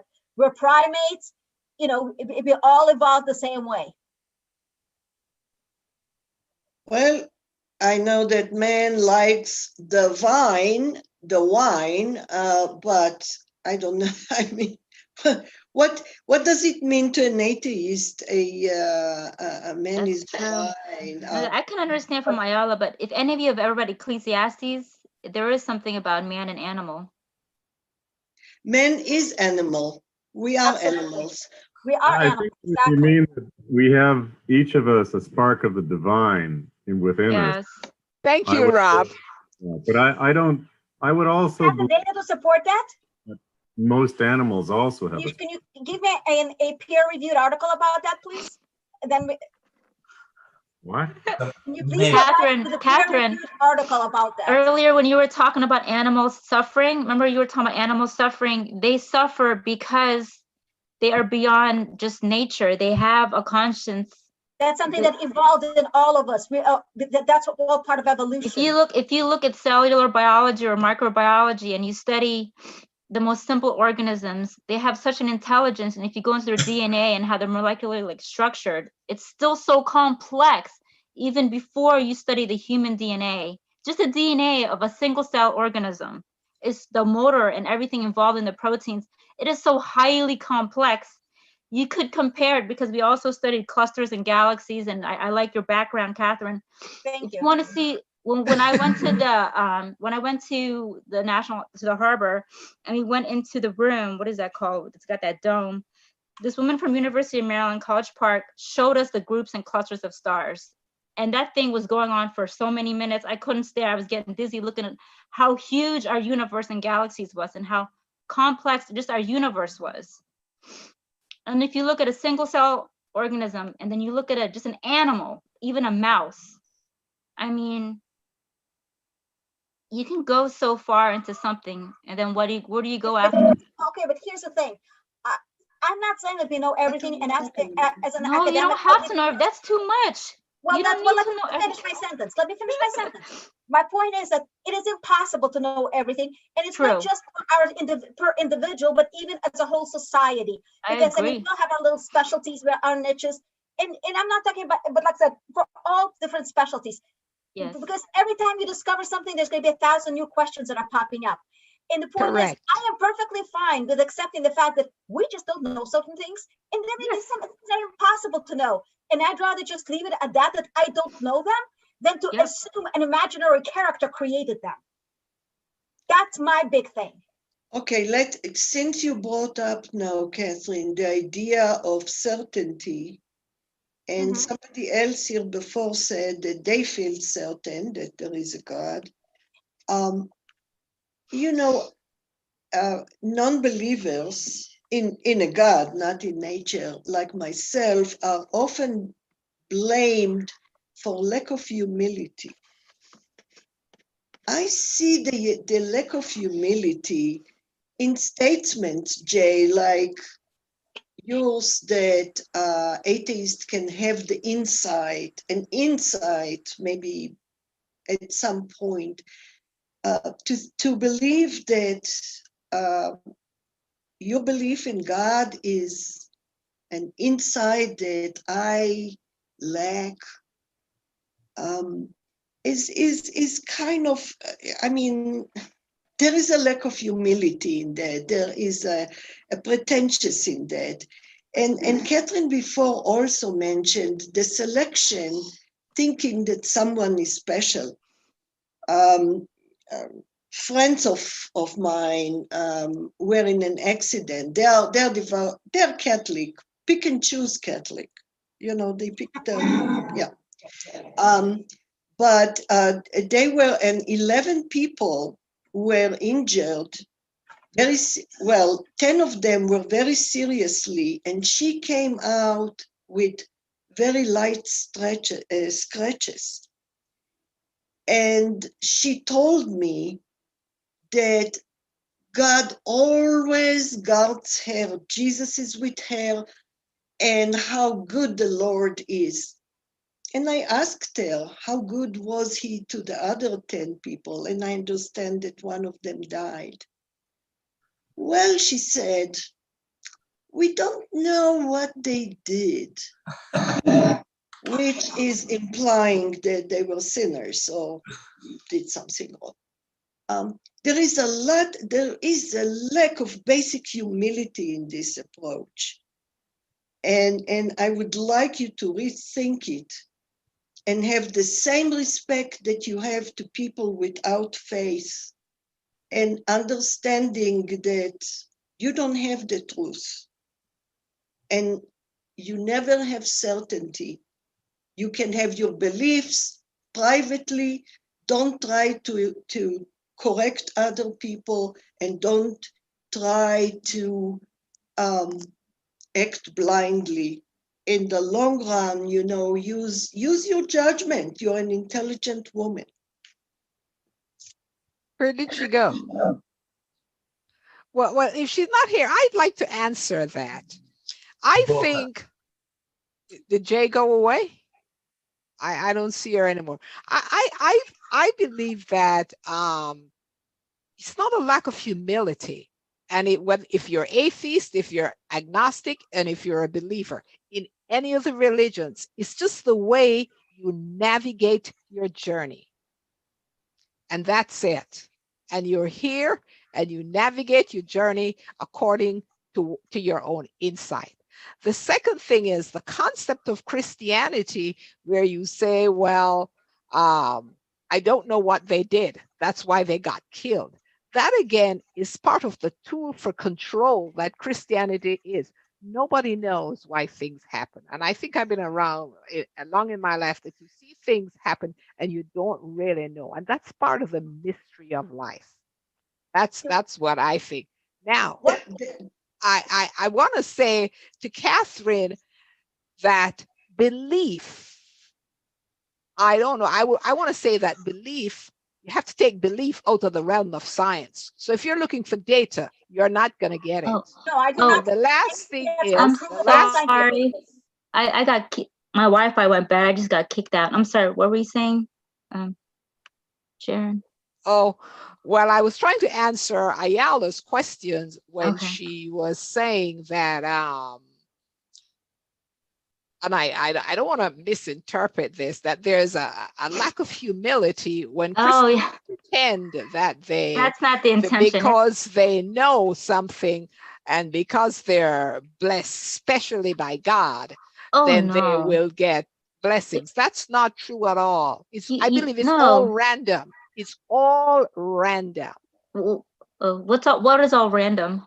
It's what happens to you, right? It's not. It's no specialness. You believe. No, I believe we're all alive right now. It's because we're special. Like, you know, like, why would we even be here if there wasn't something for us to do? I mean, everybody has. That's for every single person, whether you're everybody a believer has a heart. Not. Everybody can feel, and everybody can help. And we can also, you know, be negative too. We can choose to be what we want to be. Exactly. And, okay, but we can misinterpret somebody's saying and intentions too. Sharon and Jay, the way it plays in life is that very often people of a certain religion judge other people by the consequences Why would they judge? Because even if they didn't believe in a God, it's just gonna come right back to their conscience anyway. They know when they're being a fool. You know, how can we judge anybody if we haven't even spent one day with them in their heart, their mind? How can we judge another person? I don't even know any of you. Ayala, Ayala, think can you please, Ayala, please repeat? Jay was not here. That statement of what happened in the accident. That story in the accident, please. So Jay knows what we're talking about. I brought the example of people who feel blessed that they were like in an accident or they had. No, it's not a feeling of, oh, selectively just chosen to be blessed and everyone else is just crap. No, it's not like that. Jay, not you. I'm talking. Did you hear about my friend who was one of 11 people in an accident? I just told it, and I don't know where you were. My Wi-Fi just went out. I apologize. Can you repeat it, please? Okay. So it was a very severe accident. One of them died, and the 9 people were injured very, very badly and maimed. She came with light scratches. And after that, she told me how good God is and that God always kind of is her bodyguard. I could see how that's kind of annoying, yeah. But most important, what she mentioned about one person who has unfortunately died. Yes. So that's the thing that and I asked her how does she feel about good godness about the other 10 people, and she said, well, you don't know what they did, implying that they were not good people. No, that's not right. Can you just let me finish, please? I'm letting you finish. Go ahead, you can talk. I mean, it's not up to me. You have a mouth, so I'm not going to stop you. Thank you. Wow. So the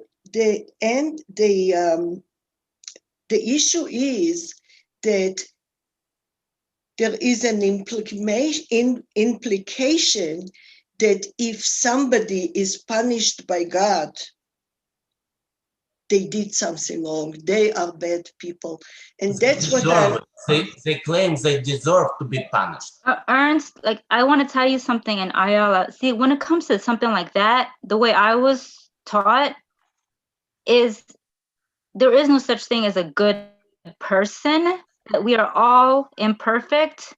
So if we don't have our mom and dad, or we don't have a God to believe in, we are going to be held accountable for our bad actions one way or another.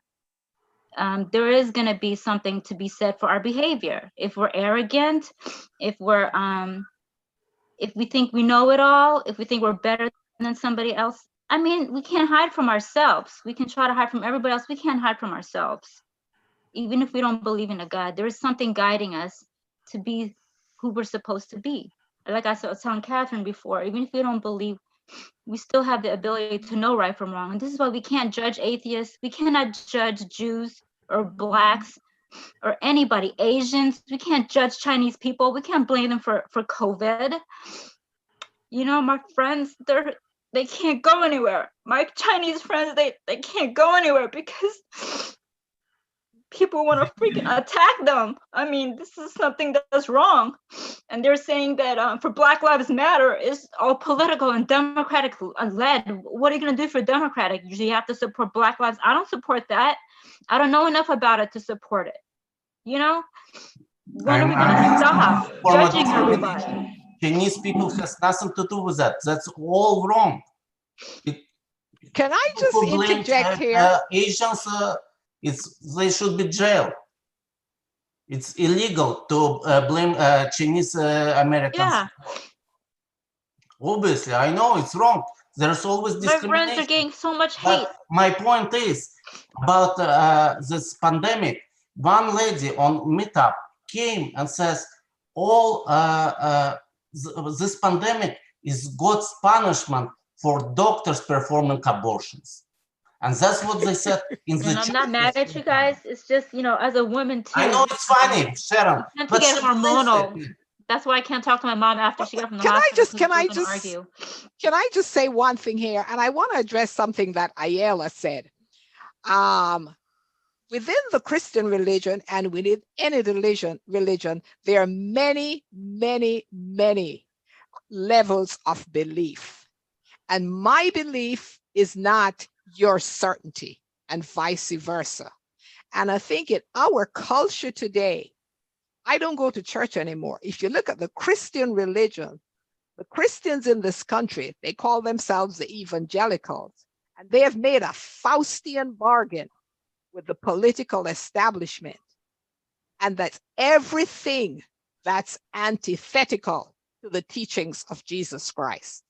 That's So right. when you tell me that one person says this and therefore that doesn't hold water for me. One person says it and that's just all it is. One person says it, because look at where we're living now. You know, I mean, they think that our president is the second coming of Jesus Christ. That's who he is. There are people who will tell you We're not supposed to put our that. hopes on people. We're not supposed to put our hopes on people because people are going to fail. They're going to succeed and they're going to fail. Exactly. But what I'm saying is the theology can get so misconstrued and so garbled and so misrepresented that this is why your faith is a personal journey. Well, that's just your opinion. Yeah, it is my opinion, and it's the one I live by. But so if you tell me that tomorrow my neighborhood is going to burn down, I don't have to believe you, because I don't know where your divine intervention is coming from, and I won't. Stephen, can you explain what you mean by this is your personal opinion?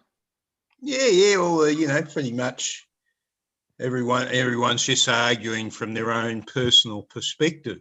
Mm-hmm. And this is something you get in life, being a human on the earth. You get a personal perspective. But once you depart earth life and start traveling through the cosmic spheres, you lose that personality slowly, and it's replaced by something impersonal. And it's that impersonal self that accepts life with its tribulations. The impersonal self accepts the tribulations, but the personal self doesn't. Well, and I see what you're saying. And Freeman in the comic, when he identified his contract with God, that was his journey. That was absolutely his journey. That was between him and God. That's, I mean, that was the way. Yes. Since you know more, and I know you know more about this topic. When we talk about the word contract, like a covenant, is that the same thing? Like with Noah, it could be in interpreted as the same thing. Can we get back to Ayala's point? I think it's an interesting one. I mean, the way religion is structured, it encourages this lack of humility, this kind of arrogance that, I mean, that's just true in the Bible too, the way it distinguishes people, believers from non-believers. So you can't minimize that point entirely. I mean, religion. Well, humanism encourages an even worse form of arrogance. Can you give an example? Go for it. Can I just say something to Christine? Christine, that was the Old Testament. What was, I guess the coming of Christ in the. I'm not sure how that was in reference. Can we just continue the conversation that about humility? I wanted to respond to that. Okay. That was present in the Old Testament. In the New Testament, when Jesus came, he got rid of all of that. He really did. And there are parables, many parables, the parables of the Good Samaritan, when he went into the Pharisees in the temple. And it's all the mythology. But that mythology undergirds everything. It's the way we live. Well, all of so when you're saying there's no humility. That's the definition of it, of mythology. So I don't care if it's the Bible or the Quran or the Greek mythology, it's still mythology. I mean, that's the actual definition of the term. Correct. I would never disagree there. So there's no difference between Zeus and Hera in the Trojan War, versus we can talk about the Maya mythology, which is more my specialty. Kawil, the god of dealing with the ancestry, or we could talk about Yahweh. They're all human made up characters. There is absolutely no difference. Is whatever it is to guide your life. I want to re-emphasize the term man. I'm being very gender specific intentionally. I am not using that as a random vocabulary because I'm extremely conscious of how male dominant our vocabulary is. This is one of my major pet peeves, is the male domination of our English language. So when I say man-made, I mean it. It's the fact that these myths were written by men for men to have control over society and to help them manipulate and oppress society. So I am intentionally using that terminology. I want to go back for a minute to the humility, since both Christine and Sharon were bringing it up again. When you have certainty, it is a lack of humility. You're certain, you close this paradigm. That's not true. Okay. I'm just going to let you know from my experience that's not true. Jay, please let me finish. Let her finish, Jay. Okay. This is the definition of certainty, is lack of permeability into your belief system. And faith, and that's not, Sharon is not a typical religious person. You are the way you don't go to, we are talking about the institution of religion, not individuals, the institution. And most of the attraction of religion today, and you, the anthropologist, you know that, is the community, is the bonding, is the people, is the, and the mythology is a kind of a bond, that a ritualistic bond that kind of hammers the nails deeper. But it comes with faith. And the idea of faith is what frightens me, because of the Holocaust, for example, and the persecutions, and the Crusades, and so forth. And even Tibetan monks now slaughtering Christians and Muslims. That's when you have faith that is blind, that's dangerous. One person can do good with that. Another person can be driven to no boundary. So people who believe in like myself, that what happens in the world is shit happens. Okay. There is no certainty in any absolute truth.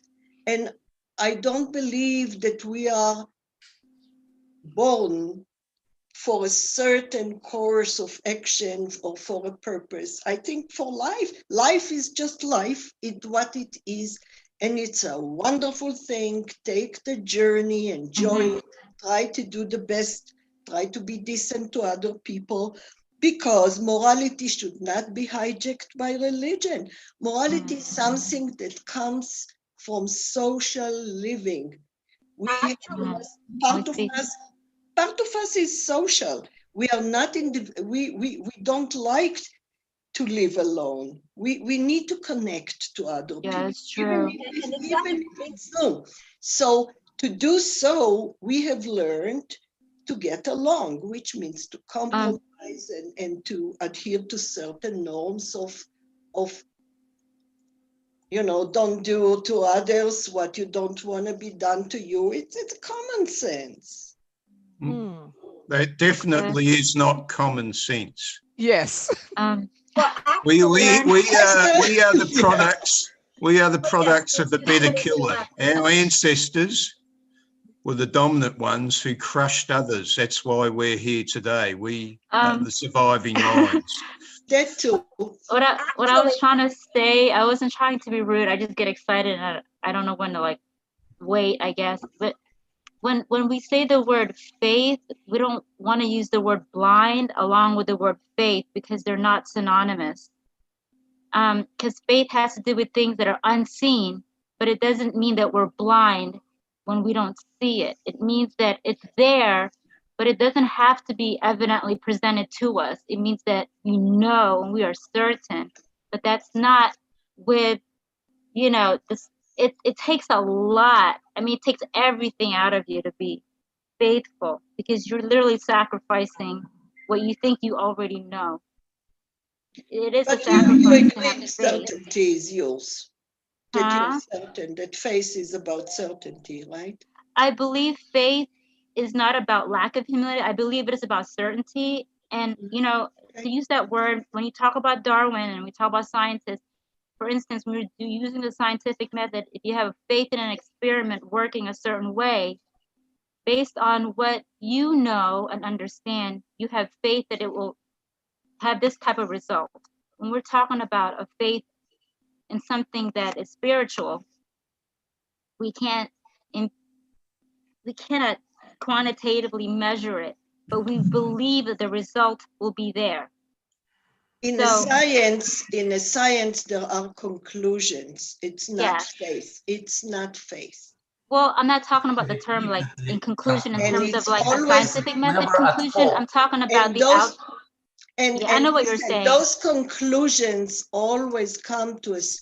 There is a certain time, certain. Right. But I'm not talking in terms of like the step-by-step part of the scientific method. I'm talking about the broad word of faith. Like when a scientist has faith in what he or she is doing, they believe that a certain outcome will happen. Not exactly like the type of conclusion where you're going to talk about the data and present it to your colleagues and to your professor. Not that type of conclusion and numbers. It's another, again, it's the choice that you make. Faith is believing in the things unseen. You know, and then I cannot go beyond that because I am not God. I don't know. I don't know if God has made it happen for you or if you're creating your journey as it happens. That is not important to me right now, you know? So I don't want you thinking that we're coming here out of arrogance to say this. We're coming here because when you believe in something and you care for people and you believe in what you're saying, you want to say it. That's why we are speaking the way we're speaking. And I was not accusing you of arrogance. Not to upset anybody. I was defending atheists from the lack of humility in and saying atheists are that, not bad people. They don't need defending because they are our brothers and sisters. We are in the same family as and atheists. maybe someday they will get the insight, right? Because that's my father. Do you know how long he struggled with his beliefs? He's still my father. It doesn't change anything. And it doesn't change how God loves him if I believe in God or not. It doesn't change what his outcome will be. Okay. Yes, Sharon, I'm sorry. Ayala, I'd like to make this point pretty clear. The path you choose in life, whether it's atheism, agnostic, or a faith believer, none of them are lacking in anything. It's your path. It's not. I know. I don't insight. think it's lacking. Exactly. So when you're saying maybe we will get the insight, you're not lacking anything. You already have as much insight as you need. Jay suggested that even atheists sometime might get the insight.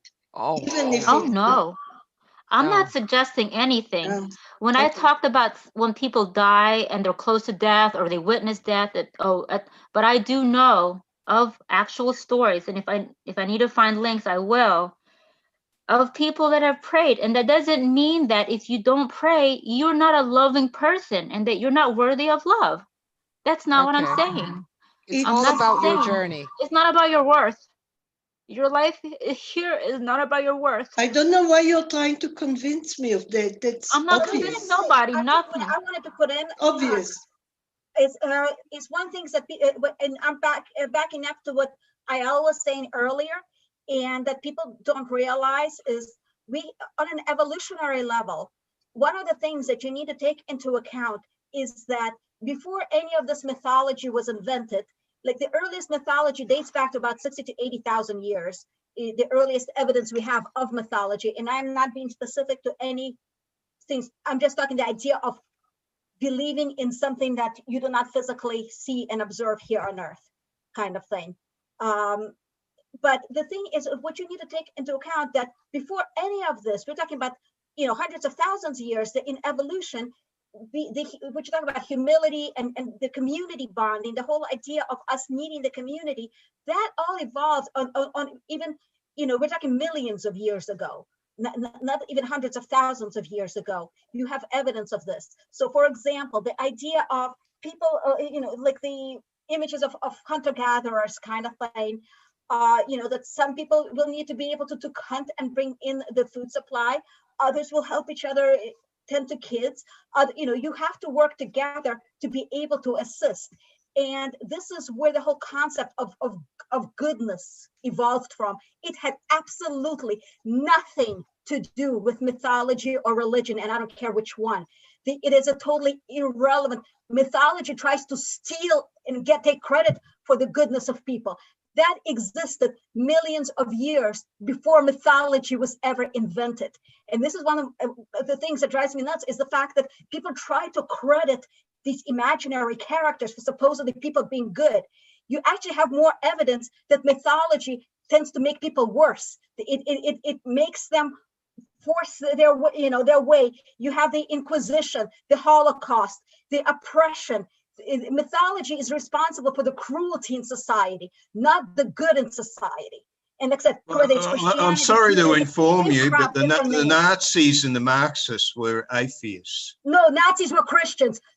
Do your history research. No. Quite clearly, the leadership of the Nazi Party. They made a deal with the Pope. The Pope and Hitler were meeting. Were atheists. Do your history research. You're obviously illiterate. The leadership of the Nazis were atheists. No, Hitler was a Christian. And the actual fact, their plan when they Google won it. was to wipe out Christianity. Yeah, he used Christianity, and my opinion about Christianity is better than Hitler. So, yeah, but he made there are some quotes, he made some statements about the Christian God. And they also were worshipping some Middle Ages gods. They were big on mythology, actually. Yeah, I agree. But I don't think the belief here is it's more the authoritarianism that took place, and there was authoritarianism that goes hand in hand with Christianity. Yes, but at this point, it was after Hitler, the charismatic Messiah that promised them the supremacy of the race, which is very catchy today here in the United States too. Catherine is correct, because I think her major point was that it comes from mythology, and that you can't say that the Nazis didn't have a mythology. They did. Maybe they weren't Christians, but they had a mythology. That's why they were willing to die for Hitler and the Aryan race. Yeah, that's true. They did have a mythology based on Germanic legend, figures such as Parsifal, and Wagner. Yeah, that's quite true. They had a mythology of the race. The god of Hitler thought anybody who believed in any sort of god was a weak-minded fool. Hitler believed he had a strong will because he was strong enough to exist without a god. And he even said that he was suspicious that Stalin was an obvious mystic. Google says that Hitler was not a Christian. It was controversial. He didn't ascribe to any religion. Social Darwinism was his major push. Well, that's what Google says. Well, actually, okay. Google is also not the Bible. Well, I don't believe in the Bible either. Just to be accurate. No, there are quotes, Sharon, that he at least presents as a Christian, and they are available even on Google, I believe. I'm not gonna have him. But yeah, very often when I bring to Christians, examples of assassins and mass murderers, they say, but they are not real Christians. So, but look, mythology, I agree with Catherine that mythology versus secular humanism is pronouncing too many ways that are natural to be as a person, as the animal human that we are, as a sin. You know, there are so many human behaviors that are forbidden. And look what happens with abstinence in the Catholic Church. Terrible. Yeah, look at the results. Because sexuality, erotica, love, even anger are natural things. We have to face them. We have to manage them. And we don't have to see them as dirty or as evil.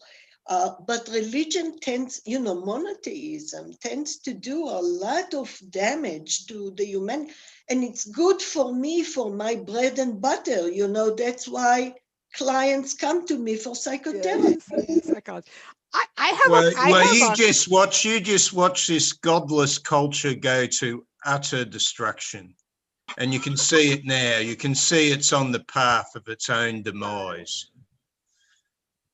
Can I just bring a point in here, Ayala? In the period of my life when I didn't believe, the foundation of my belief was this fact.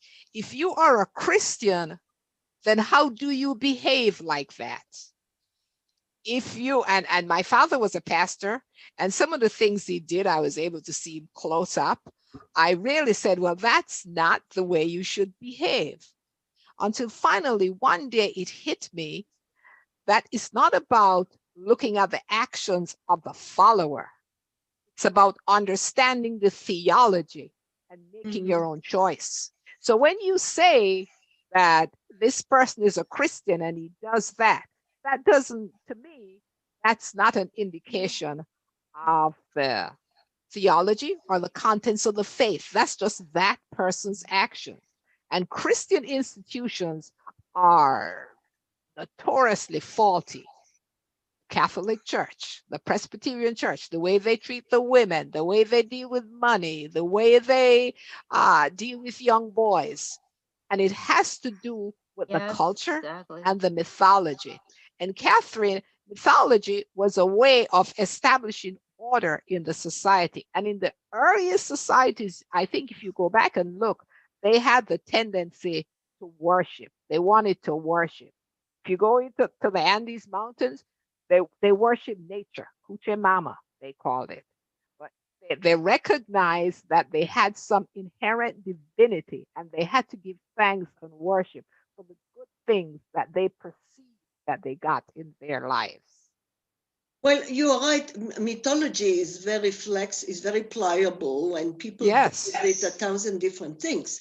However, and again, being very, at that time, pliable myself at the age of 6 or 7, going through Genesis and having to recite everything and regurgitate it over and over. When the Hebrews came to Canaan, they were told by God to clean it up. Ethnic cleansing. Why?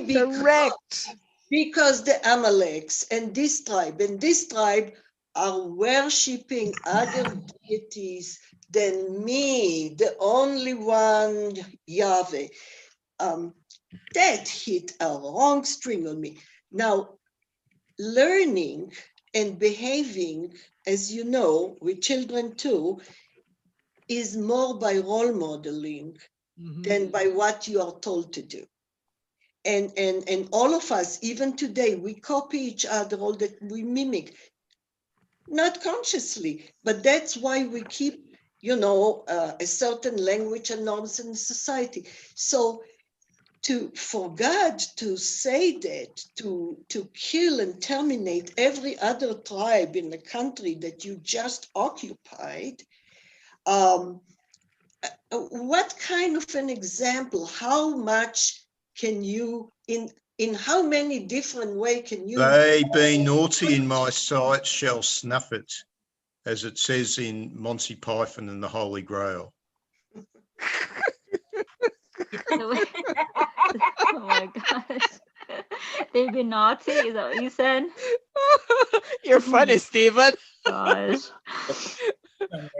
I don't say I have all the answers, but I think, that's my opinion, that people with their feeble human minds Yes. think they have all the answers. And no, I've come to the conclusion the universe is a very big place. Very, It is very big. big. For space for everybody and their opinions and their minds and their beliefs. And humanists are a wonder, these tiny little people called humanists who think that they have the answers. That's baloney. No, Tiny they little know people in that the world religion called does That's not the first time I've heard provide Bob them speak. set themselves up as We know what you think. We can identify what we actually think without you dictating it to us. Thank you very much. We actually know how to think. That's one of the catches there. That is. No, you that is don't. true. You don't know how to think.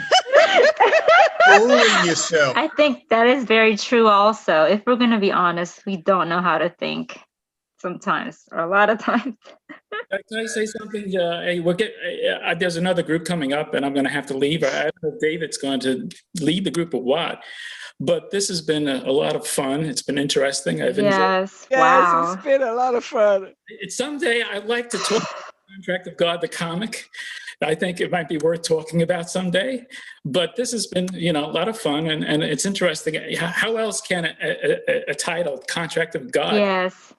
I think it went the way it went for obvious reasons, and I think it was an interesting discussion. And again, I thank everybody for, being open and honest, and really nice, lively discussion. Good way to spend a couple of hours, I think. Happy New Year too. Happy New Year. Well, New the Year. contract with God is just the way you establish It's not your a book, faith. it's a documentary. And David, thank you. That was a great choice of a book to share. I enjoyed Wow. it, David. I enjoyed it very much. Thank you. I'm glad to hear that. And I think this is the testament to what great art can do. Great, Yes. profound Yes. works of art can really generate a lot of emotion and passion and argument and discussion. And And most important, in the epilogue, unfortunately, that stone has been found by another person with a contract. Yes. That's what makes the story great. Life continues. Yes, it's true. great Well, art you can move books- us and give us a lot of stimulation, and great art can profoundly impact our understanding of life and humanity. So Yeah, your groups always are so evocative. So may I ask a question? Are we going to read the rest of this contract, rest of the stories in this thing? the other stories, does everybody want to keep going and do this again in a future week? So I'll be happy to put it on. Yeah, well, it's Do you other mean stories. this topic or a different topic? Well, Well, no, there are there are four more than stories. of course. Oh, there are 4. Okay. Yeah, so we'll I'll put it on, sure, maybe in 2 weeks from now, because we got Alec next week, and but after that, yeah, later in the month. So, yeah. You might want the download link to read the rest of the. It's a good one. I think this is the best so far, as far as in the way of the comments really? we had on this. Yeah, I quite enjoyed Wow. it. I thought it was. This is a I powerful read the whole thing discussion. and I liked it. The next story, the Yeah, we street would like singer to is also very good. Yes. Okay. It's a little bit Twilight Zone, I would say.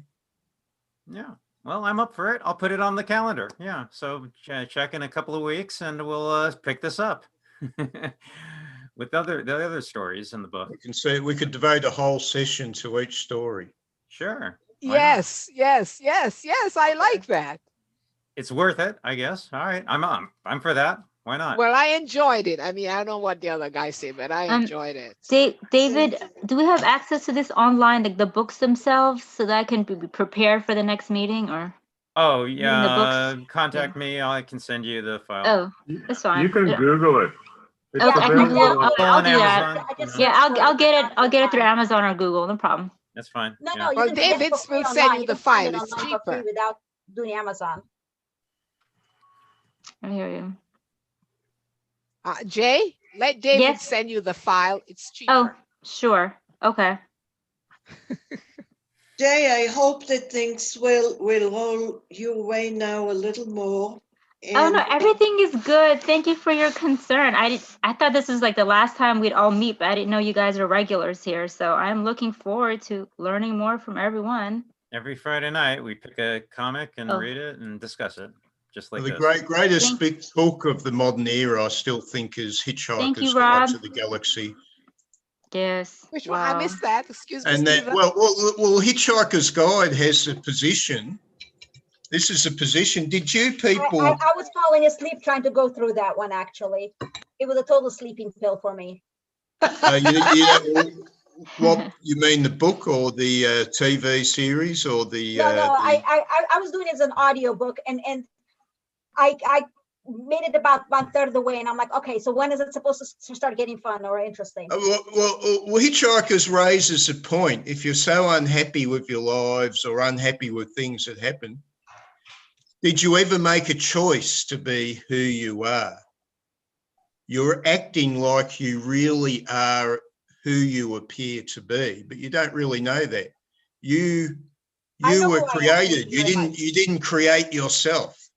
And this is something that you're missing. My parents, who I have 50-50 genetics from. No, I like that. Why do you worry about your life when you never chose to be you in the first place? That's right. That's right. That's pretty profound. That's really it is a question. Bottom line. Did you choose to be you? There's certain things that I have changed over the years that I actually, I have evolved in a number of ways. So I'm not sure how you're referencing that. Well, if you had a choice in terms of a life, would you choose to be a human, or would you choose to be some alien being, or would you choose to be an animal or whatever? That's not something you choose. I mean, you're not even making any sense. Oh, no, it makes a lot of sense because you people keep on acting like everything is a choice. Meditate on how much of what is hasn't been a choice. And that point is made in Hitchhiker's Guide of the Galaxy as well, with the whale which falls to the earth and goes splat. Catherine, do you teach anthropology?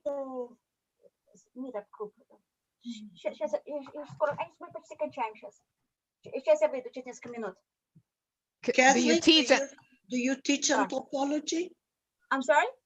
I'm actually working on my PhD, and right now I'm switching over. My background's more in archaeology, and I'm switching to more cultural and more feminist side of things, focusing on oppression of women as a result of religion. So I'm sure you could see where my passion is. I see. We got it. I see. Yes. Because I sort of figured, my background was more in Maya archaeology, and I said to myself, on one hand, I wanted to stay out of being involved with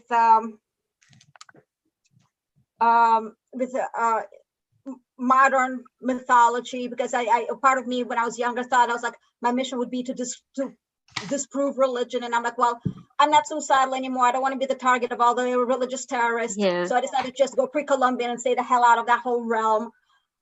But since then, in a more modern, and I just see all the crap going on in the world right now, I just can't. I'm a feminist. I've been an activist feminist for the past decade, since I've been escaped from this jail cell known as marriage. I'm about to celebrate my 9-year anniversary in 4 days.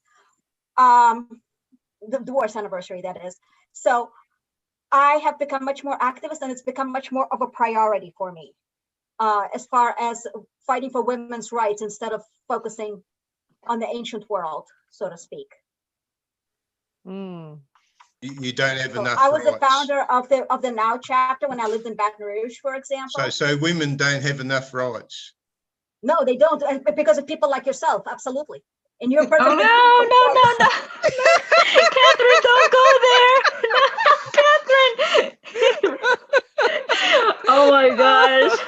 So what extra rights would you like? Stephen, stop. You two are joking. I know. I could see all the smiles. You get me going right now. Yes. But you know, Catherine, I commend you on that, because I do believe that religion does not augment women, and it's an evolution, and I think you can find it in Buddhism, you find it in Hinduism, you find a lot of it in Christianity. And And Sharon, it is just our status, it's just the way we were during that evolution. But things are going to change, because you know everything is a continuum. or no, right? but Well, I mean, Sharon, we're evolving right now. I've personally experienced some personal development, you know, over the past few years since my imprisonment. oh. There are some nice guys out there somewhere, believe Yes, me. there They're are. there.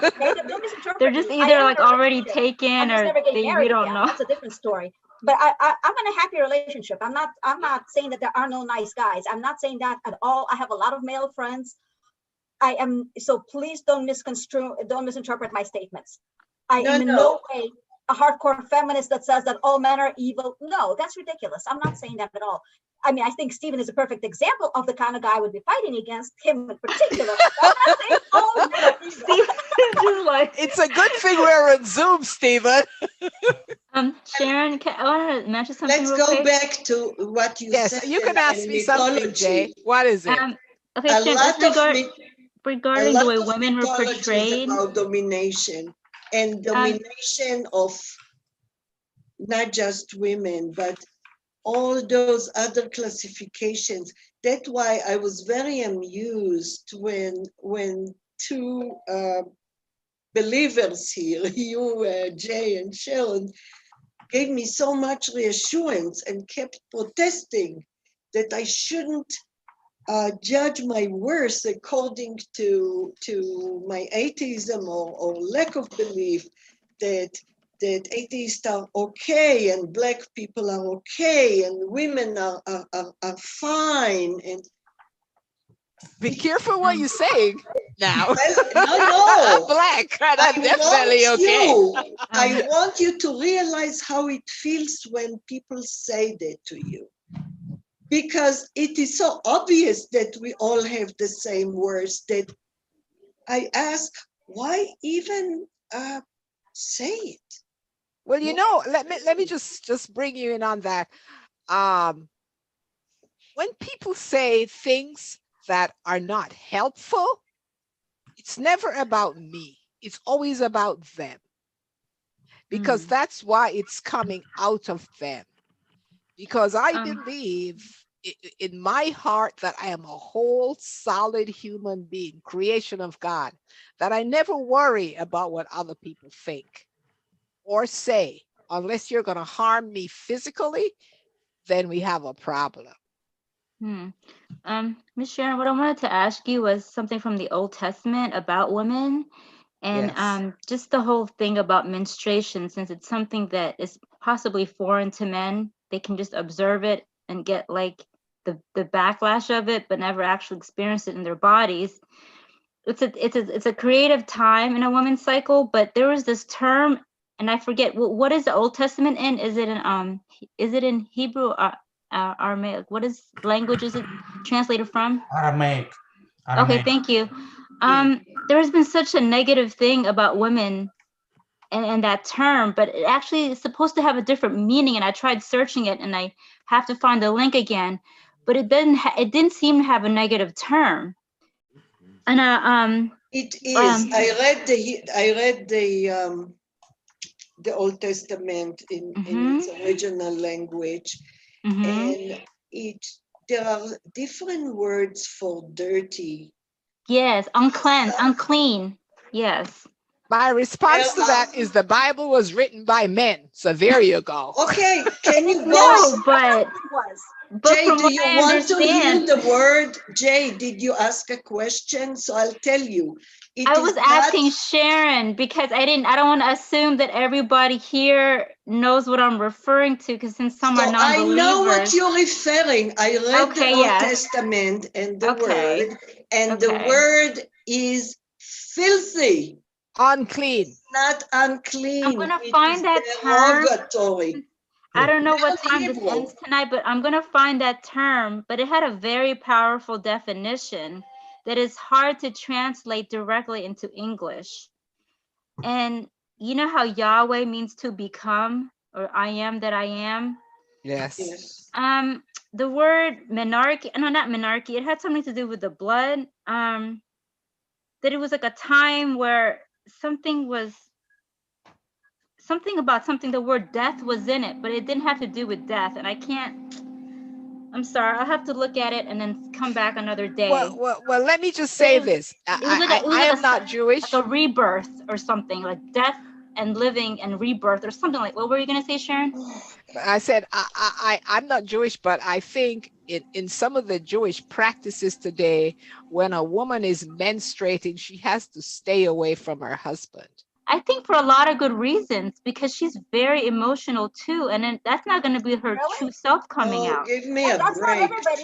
I thought that PMS was all made up until just recently. You know, I mean, my total PMS is getting a couple of pimples. You know what, Catherine? I didn't believe in it in high school until my mom hit menopause, and now I'm in my 40s, and I'm not with her when she's because she's 75 now. I try to keep the peace between my mom, so I just talk to her when she's gardening and she's happy and loving, and when she's mad at everybody, I just stay at home, because then my dad and her will be fighting all night, and I just like, Dad, don't talk to her.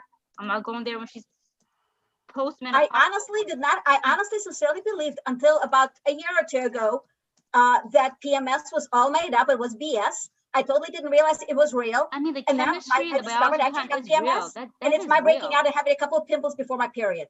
That's my total PMS. That's hormonal, yeah.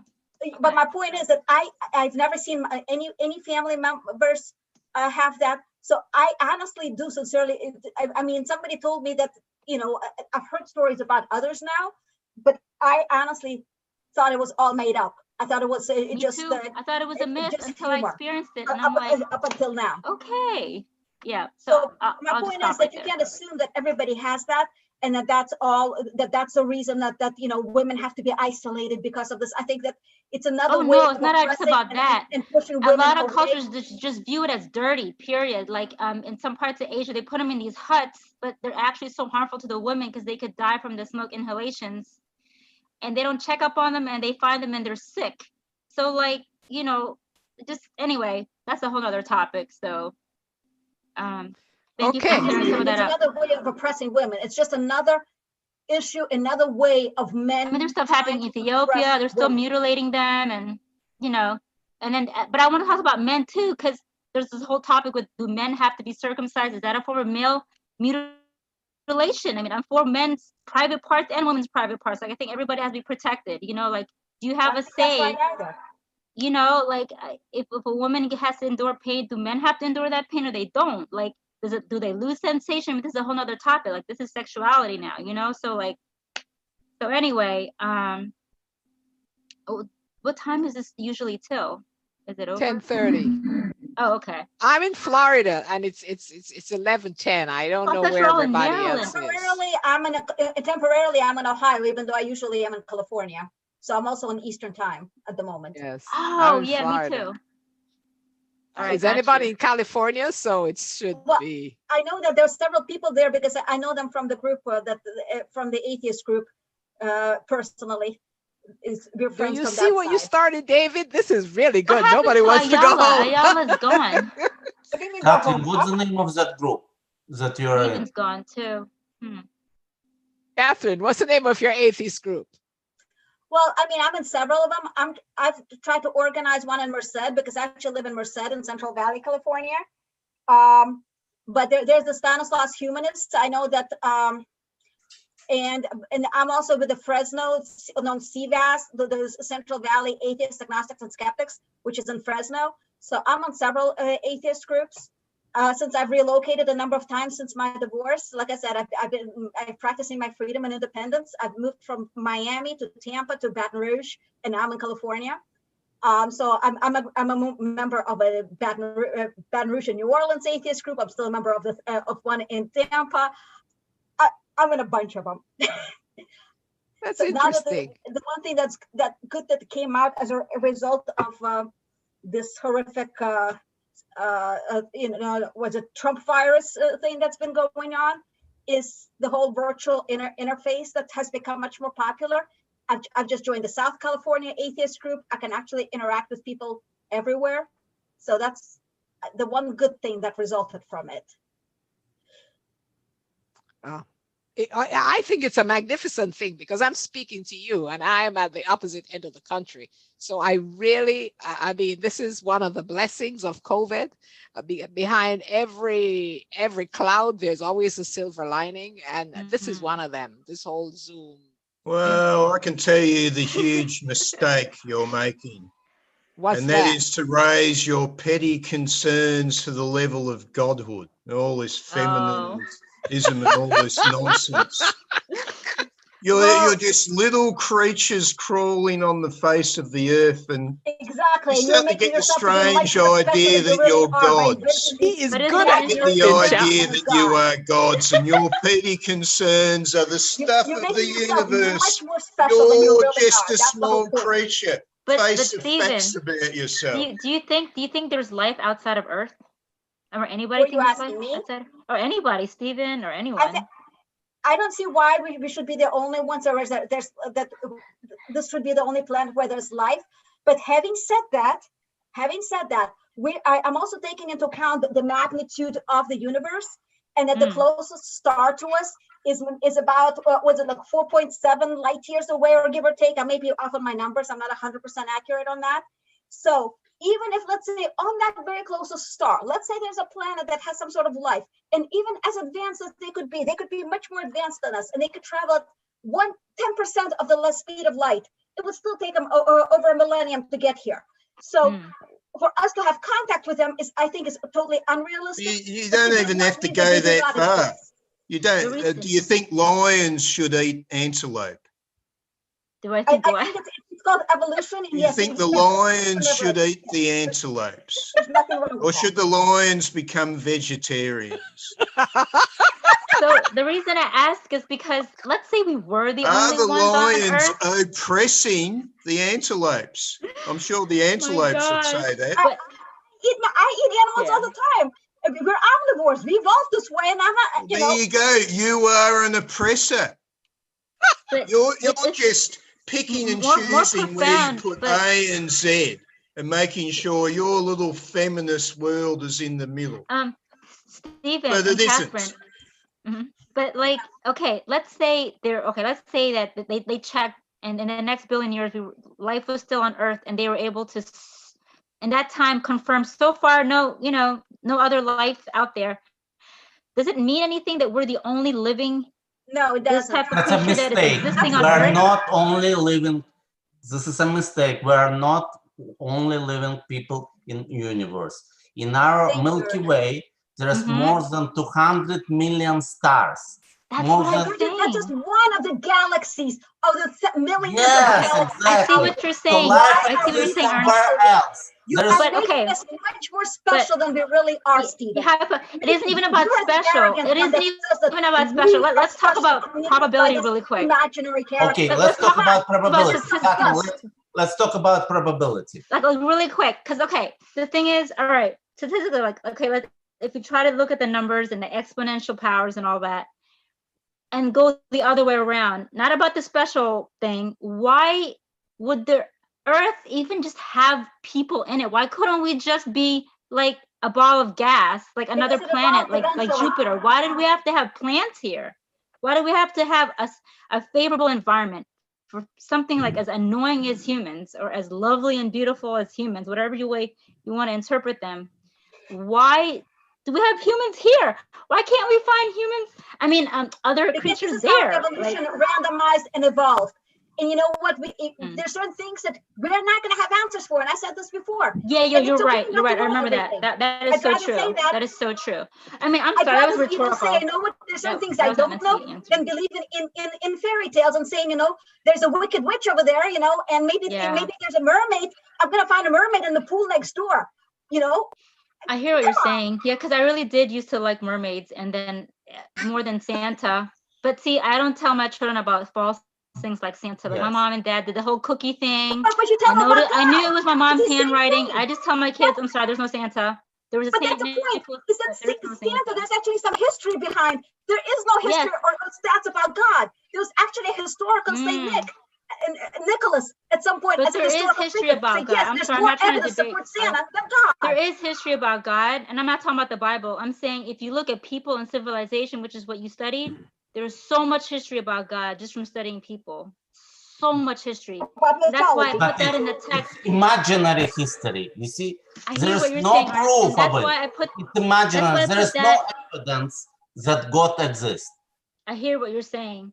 That's why I put that in the chat. I was like, why is it that the Incas and the Persians and the Egyptians, why did they devote these Okay, I idols? I can mean, these answer that Very statues good to a question. Very god? good I can question. totally answer that Why do we question. want to It's have a very relationship easy, with a higher actually. being? Why? What is it about humans? Why do we want this relationship? When we can be our own, we can dictate ourselves, right? Why do we even want a relationship? The reason that mythology was invented in the first place, Mhm. and like I said, I'm not talking about any kind of specific mythology, but in general, is that humans started, as they started evolving, first of all, the brains got bigger over millions of years. And one of the things that they started questioning is the whole concept, of what happens when we die. Why does the sun rise and set? Why is there rain? Why is there thunder?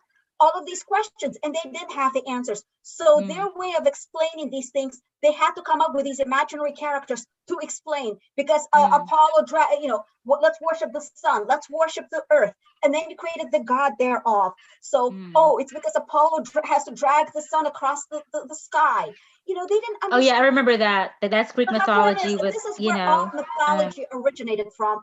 So my point is that I understand why a religion existed back then, but in modern scientific times, I find it actually very depressing that people are still dependent on it, and it's predominantly a psychological crutch. I've been calling that since high school. It's a mental handicap, of the phobia of what's going to happen when I die, because oh my goodness, they invented this heaven and hell, the psychological terrorism that has been there you go, Catherine. There you go. You think everybody should agree with you. The entire universe should agree with Catherine. In your opinion, what can we do to improve quality of people who don't not believe in evolution? What can we do? I mean, the thing is that I think one of the things is that also the upbringing in the first place. If you look at the generations right now, you see that more and more people are actually, like, you have, like, I think the Gen Z, have 30 to 40% are the nuns, which is awesome. They're starting to realize and follow. You believe, Catherine, that the nonsense in your head is the last and final word in the universe? Well, you will be shown to be That's wrong. what she said, though. I don't think she's saying that out of her mouth, but maybe that's how others might She's interpret saying it. that everybody in the past who was different from her sense of values, there's something wrong with them. No. I don't think she she said those isn't words the wrong, first though. one to do that by any means. No, that's not what she said. That is exactly what she believes. I'm expecting that from somebody like that. It's expected.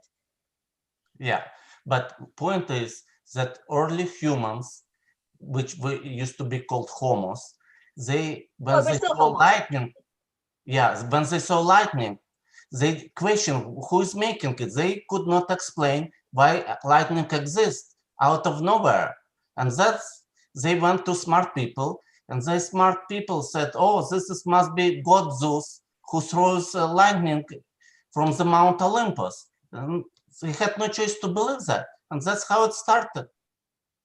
Well, I mean, even earlier than that, you have because that's already a later developed mythology. So earlier on, the earliest phases of mythology that we have evidence for, dating back to about 60 to 80,000 years, is when you have the first track of burials.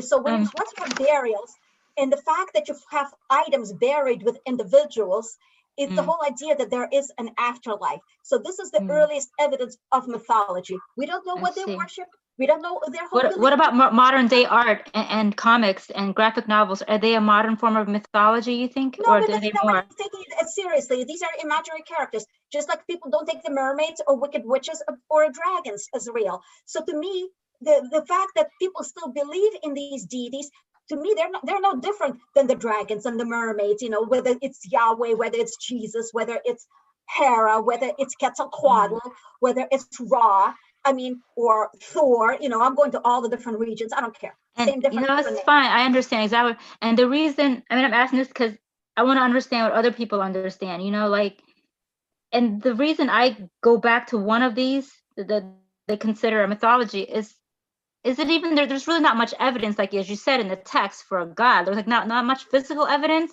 because a lot of it is written, inspired and written.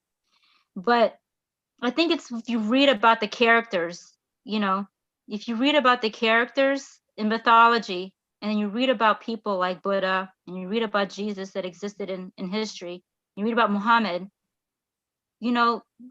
just to be in that time with these people. If you read about Noah, I asked my children this because they had these conversations with me, and I said, why would someone write a text that could be so easily contradicted, that would make no sense, that would have a parting of a Red Sea? Why would somebody create something that has so much room for doubt, so much room for skepticism? But I'm just like, I just would, look at that. These people did not understand science. These people had to come up with explanations.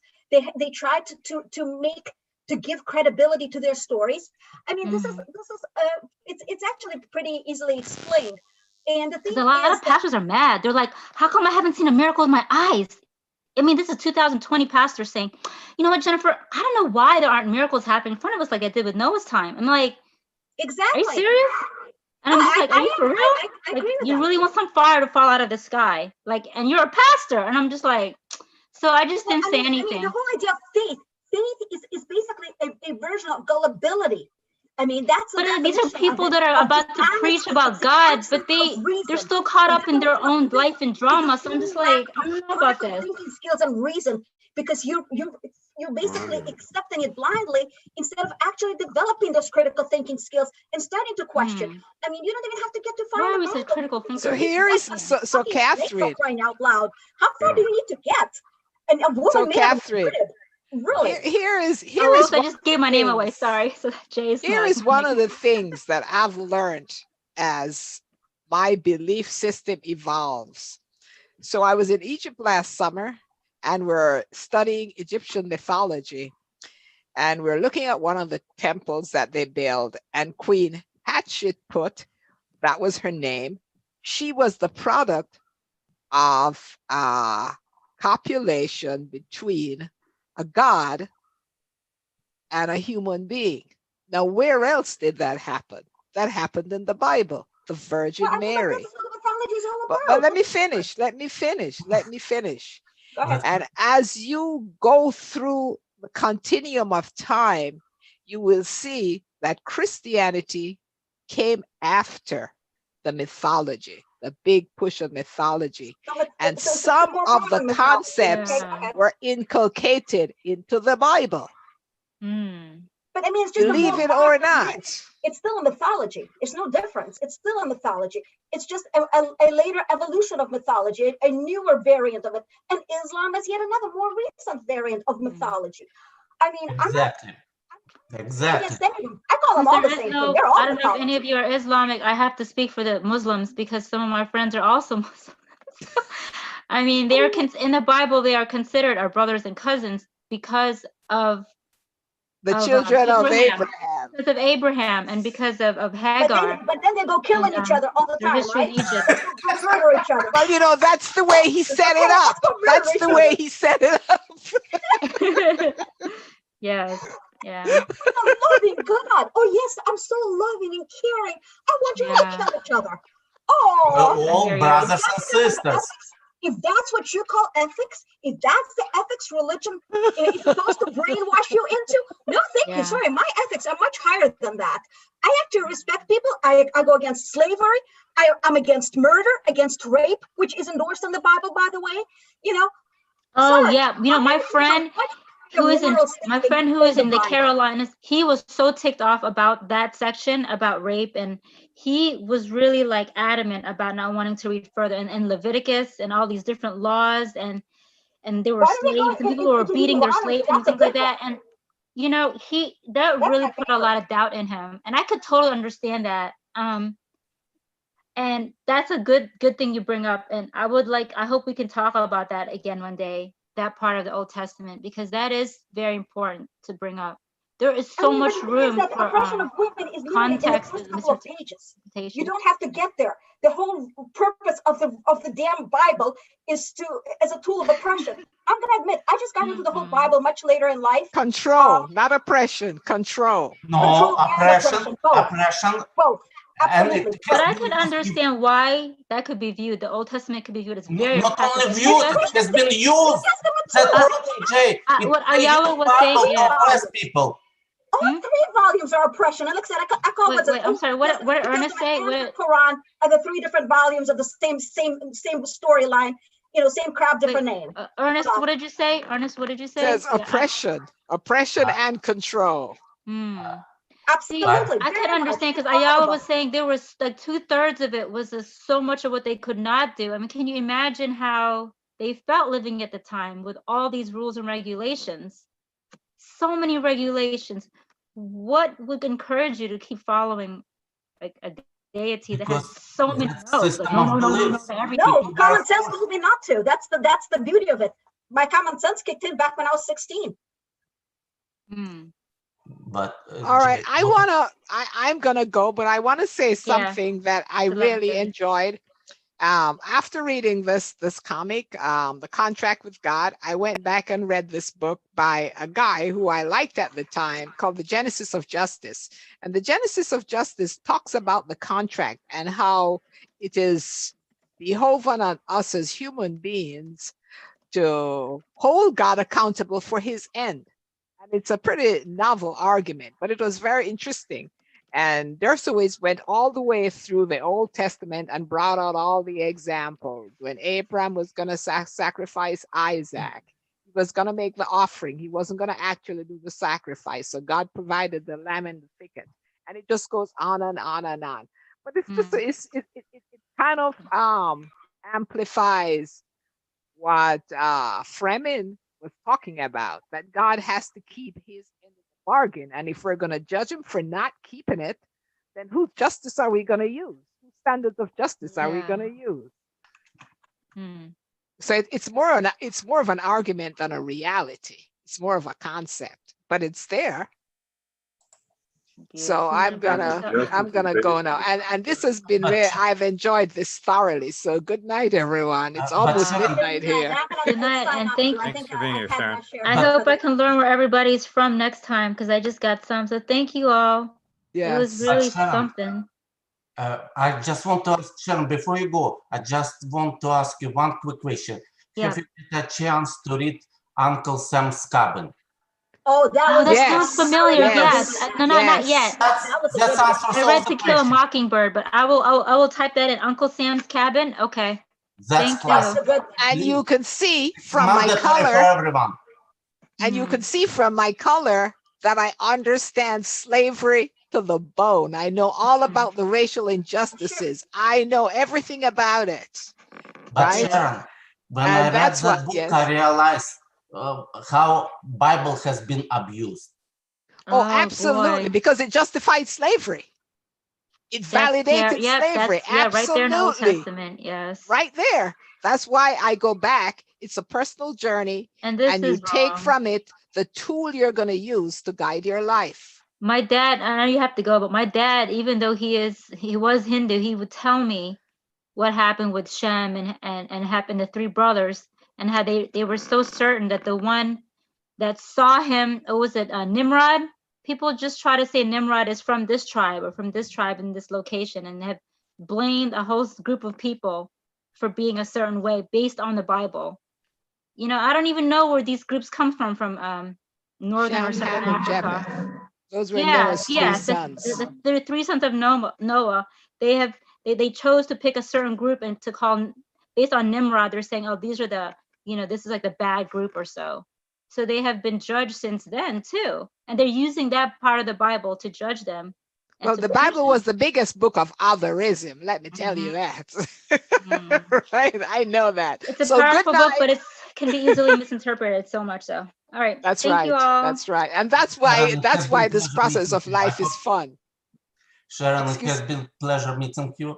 I hope to see you Yeah, next. sorry, I didn't know. I got emotional. I thought this was the only meeting, so I was like just giving everything, and then boom, we have more meetings. So But we I'll just liked it chill. because that's your authenticity. I I'm liked just it. gonna chill for the rest of the meetings and just be more of an observer. Now that I know you're all gonna be there. Good night, everyone. Good night, Good night. David. Okay, thank you. Thanks for being Thank here, you. Sharon. Yes. See you again next week. I'm logging Yes. off too. Thank you. See you on All right. Monday. All right, Take this was a care. great. All I right. think everyone's Stay, leaving. stay well and safe. See you Thank Monday, you. Sharon. Right. Stay safe. All right, so we'll be here again next week, and it's Alec, but that's on the schedule. Like I can't change that, so we're gonna do Alec next week. You're muted. What is Alec about? I'll send you the comic. It says Alec works at a sheet metal factory and strikes up a friendship with forklift driver Danny Gray as they both endure life, love, and the occasional punch up. Metalia, you don't have to be shy. You're allowed to talk. Not shy. Natalia talks when she needs to talk. Yes. For My sure, words. she's quiet. She's put in her 2 cents every once in a while. She has. Yeah. It has been pleasure. All right, so be here again next week, everyone. Okay. Okay, yeah. See you later. Thank Thanks, you. everyone.